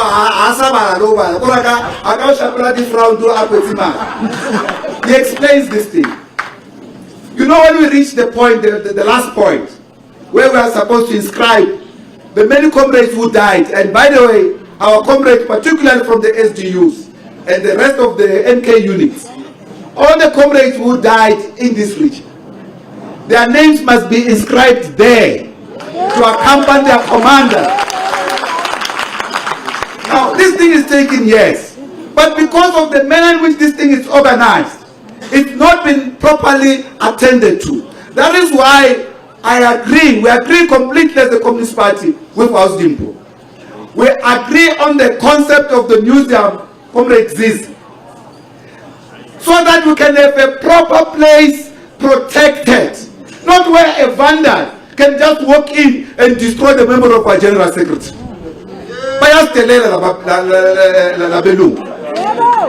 And we have to respond to these right-wingers.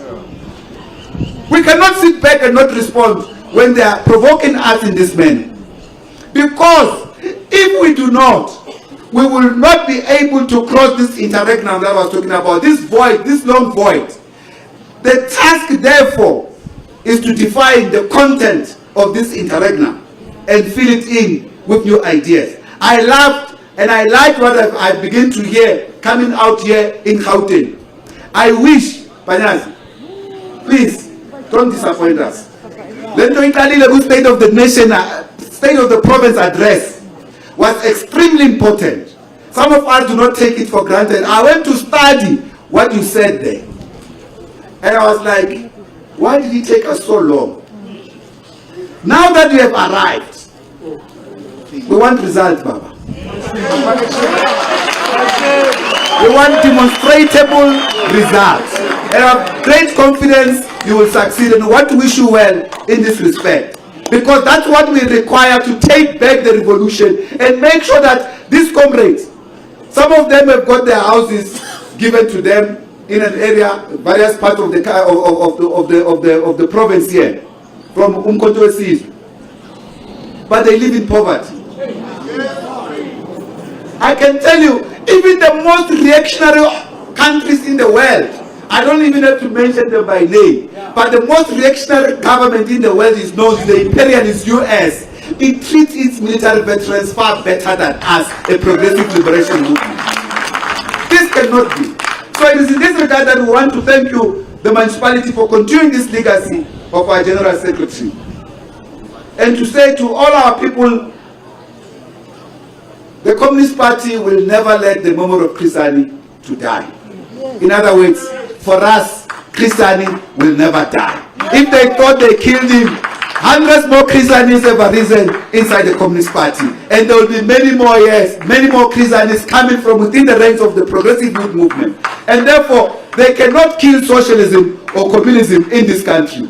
Not by right-wing insurgencies, not by counter-revolutionary insurgencies, which has indeed entered our doors. Counter-revolution. It has arrived in this country. And if Commander Chris Hani was alive, Comrade Goto, we'll be working together to stem against these counter-revolutionary forces that are in our country.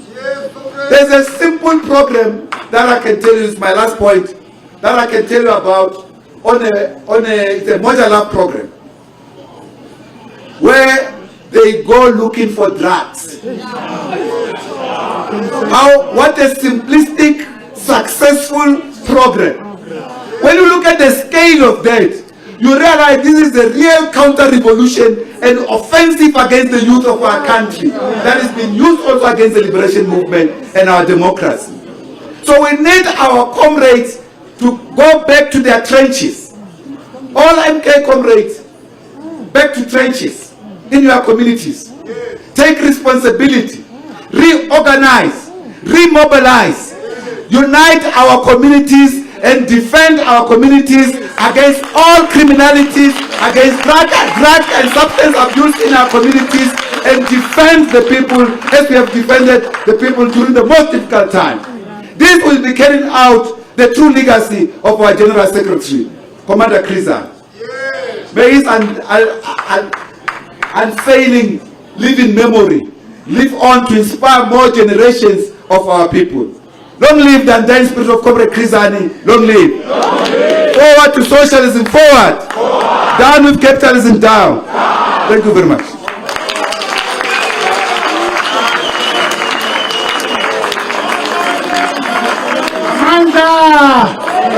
Amandla! Viva SACP!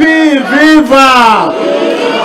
Long live our General Secretary, Comrade Mapaela, long live!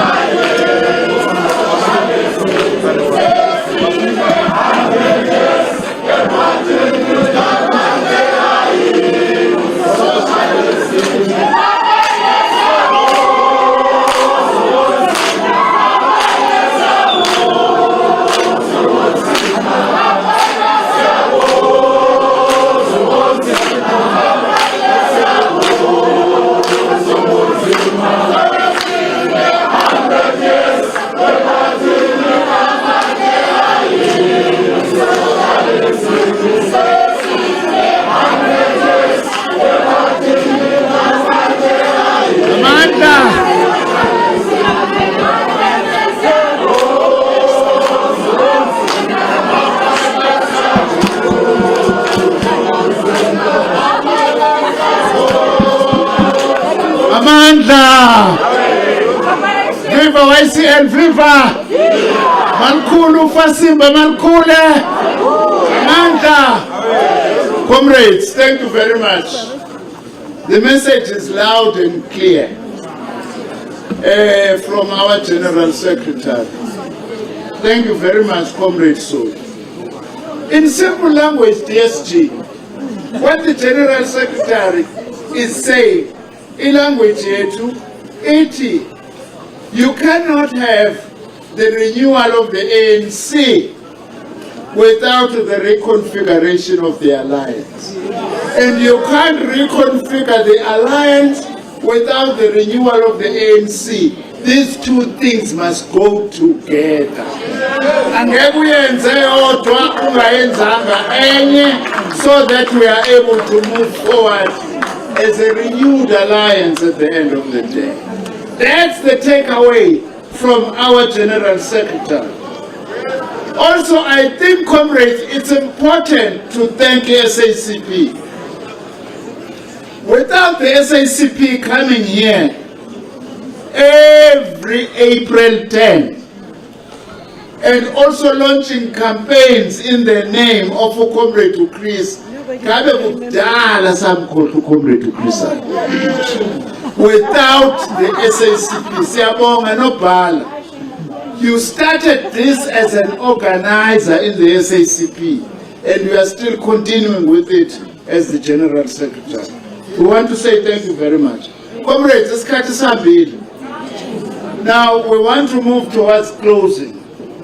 I want to call upon the Whip of Council Alderman Jongizizwe Dlabati to come and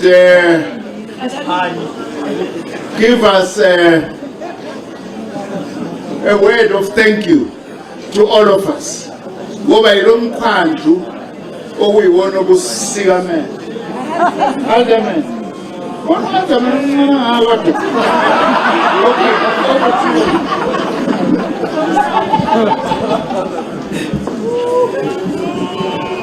No, thank you very much. Bishop. No, thank you very much, Comrade Chair. Okwami nje akukho kuningi. Ukudlulisela amazwi okubonga egameni lakamasipala wethu iCity of Ekurhuleni. Sithanda nje ukubonga kakhulu to the Hani family as led by the disciplined cadre. Umama wethu uMamdimpo Hani, and I think the message was clear from your input. We really appreciate you, Mama, for ever honoring this event. Equally, we want to thank Umfundisi wethu uMaphatswe. On the same note, we want to say thanks to the leadership of the African National Congress, as led by our first DSG, Comrade Nomvula Munkonyana. We equally want to express our sincere thanks to the Alliance leadership, in particular the General Secretary of the Communist Party, Comrade Soli, and the President of COSATU, Comrade Losi. In his absentia, we want to say thank you to the Minister of Arts, Sports and Culture, Comrade Zizi Kodwa, who was representing our government.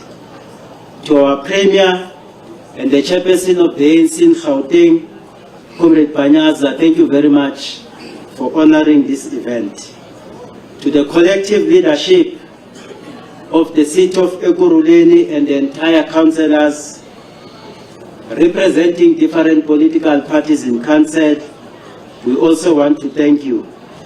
Former Mayor and currently the Speaker of Gauteng Legislature, Umama wethu Mamtombi, thank you very much for gracing this commemoration.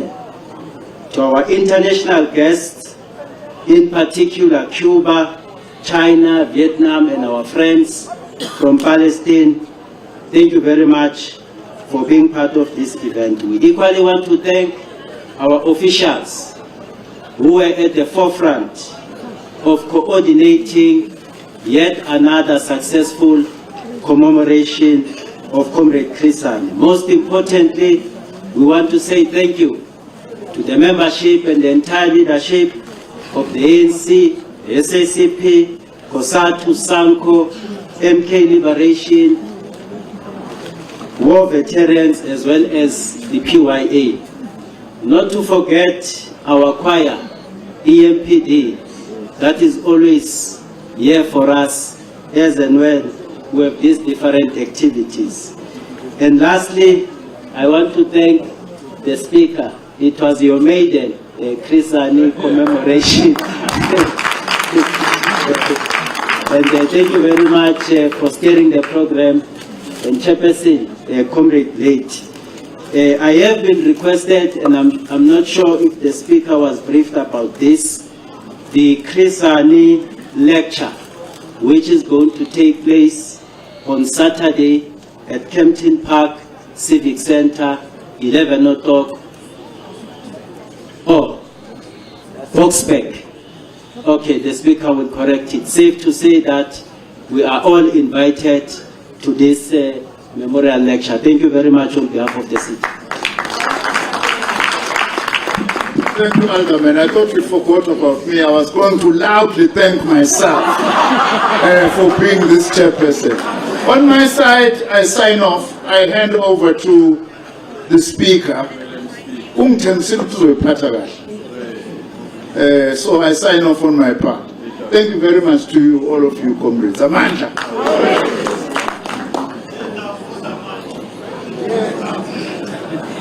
Thank you very much. The announcement is that on the 15th of April, this Saturday, at 11 a.m. at the Boxbeck Civic Center, we are going to be having our Chris Hani Memorial Lecture to be chaired by Ndate Mek Maharaj.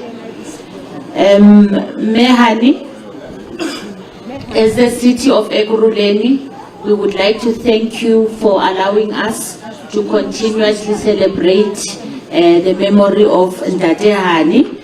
To the Hani and Nkobi family, Dr. Ngatane, Reverend Mapatwe, the Office of the President and all ministers, deputy ministers and members of parliament, to the Premier of Peace, Baba Action, and the Speaker of the Legislature, Meme Hwe, and all MPLs, the People's Mayor, Ndate Sibuyile, the Whip of Council and all other councillors, leaders of political parties, the SACP and its alliance partners, our international guests, our ambassadors, and all our guests and the people of Ekurhuleni.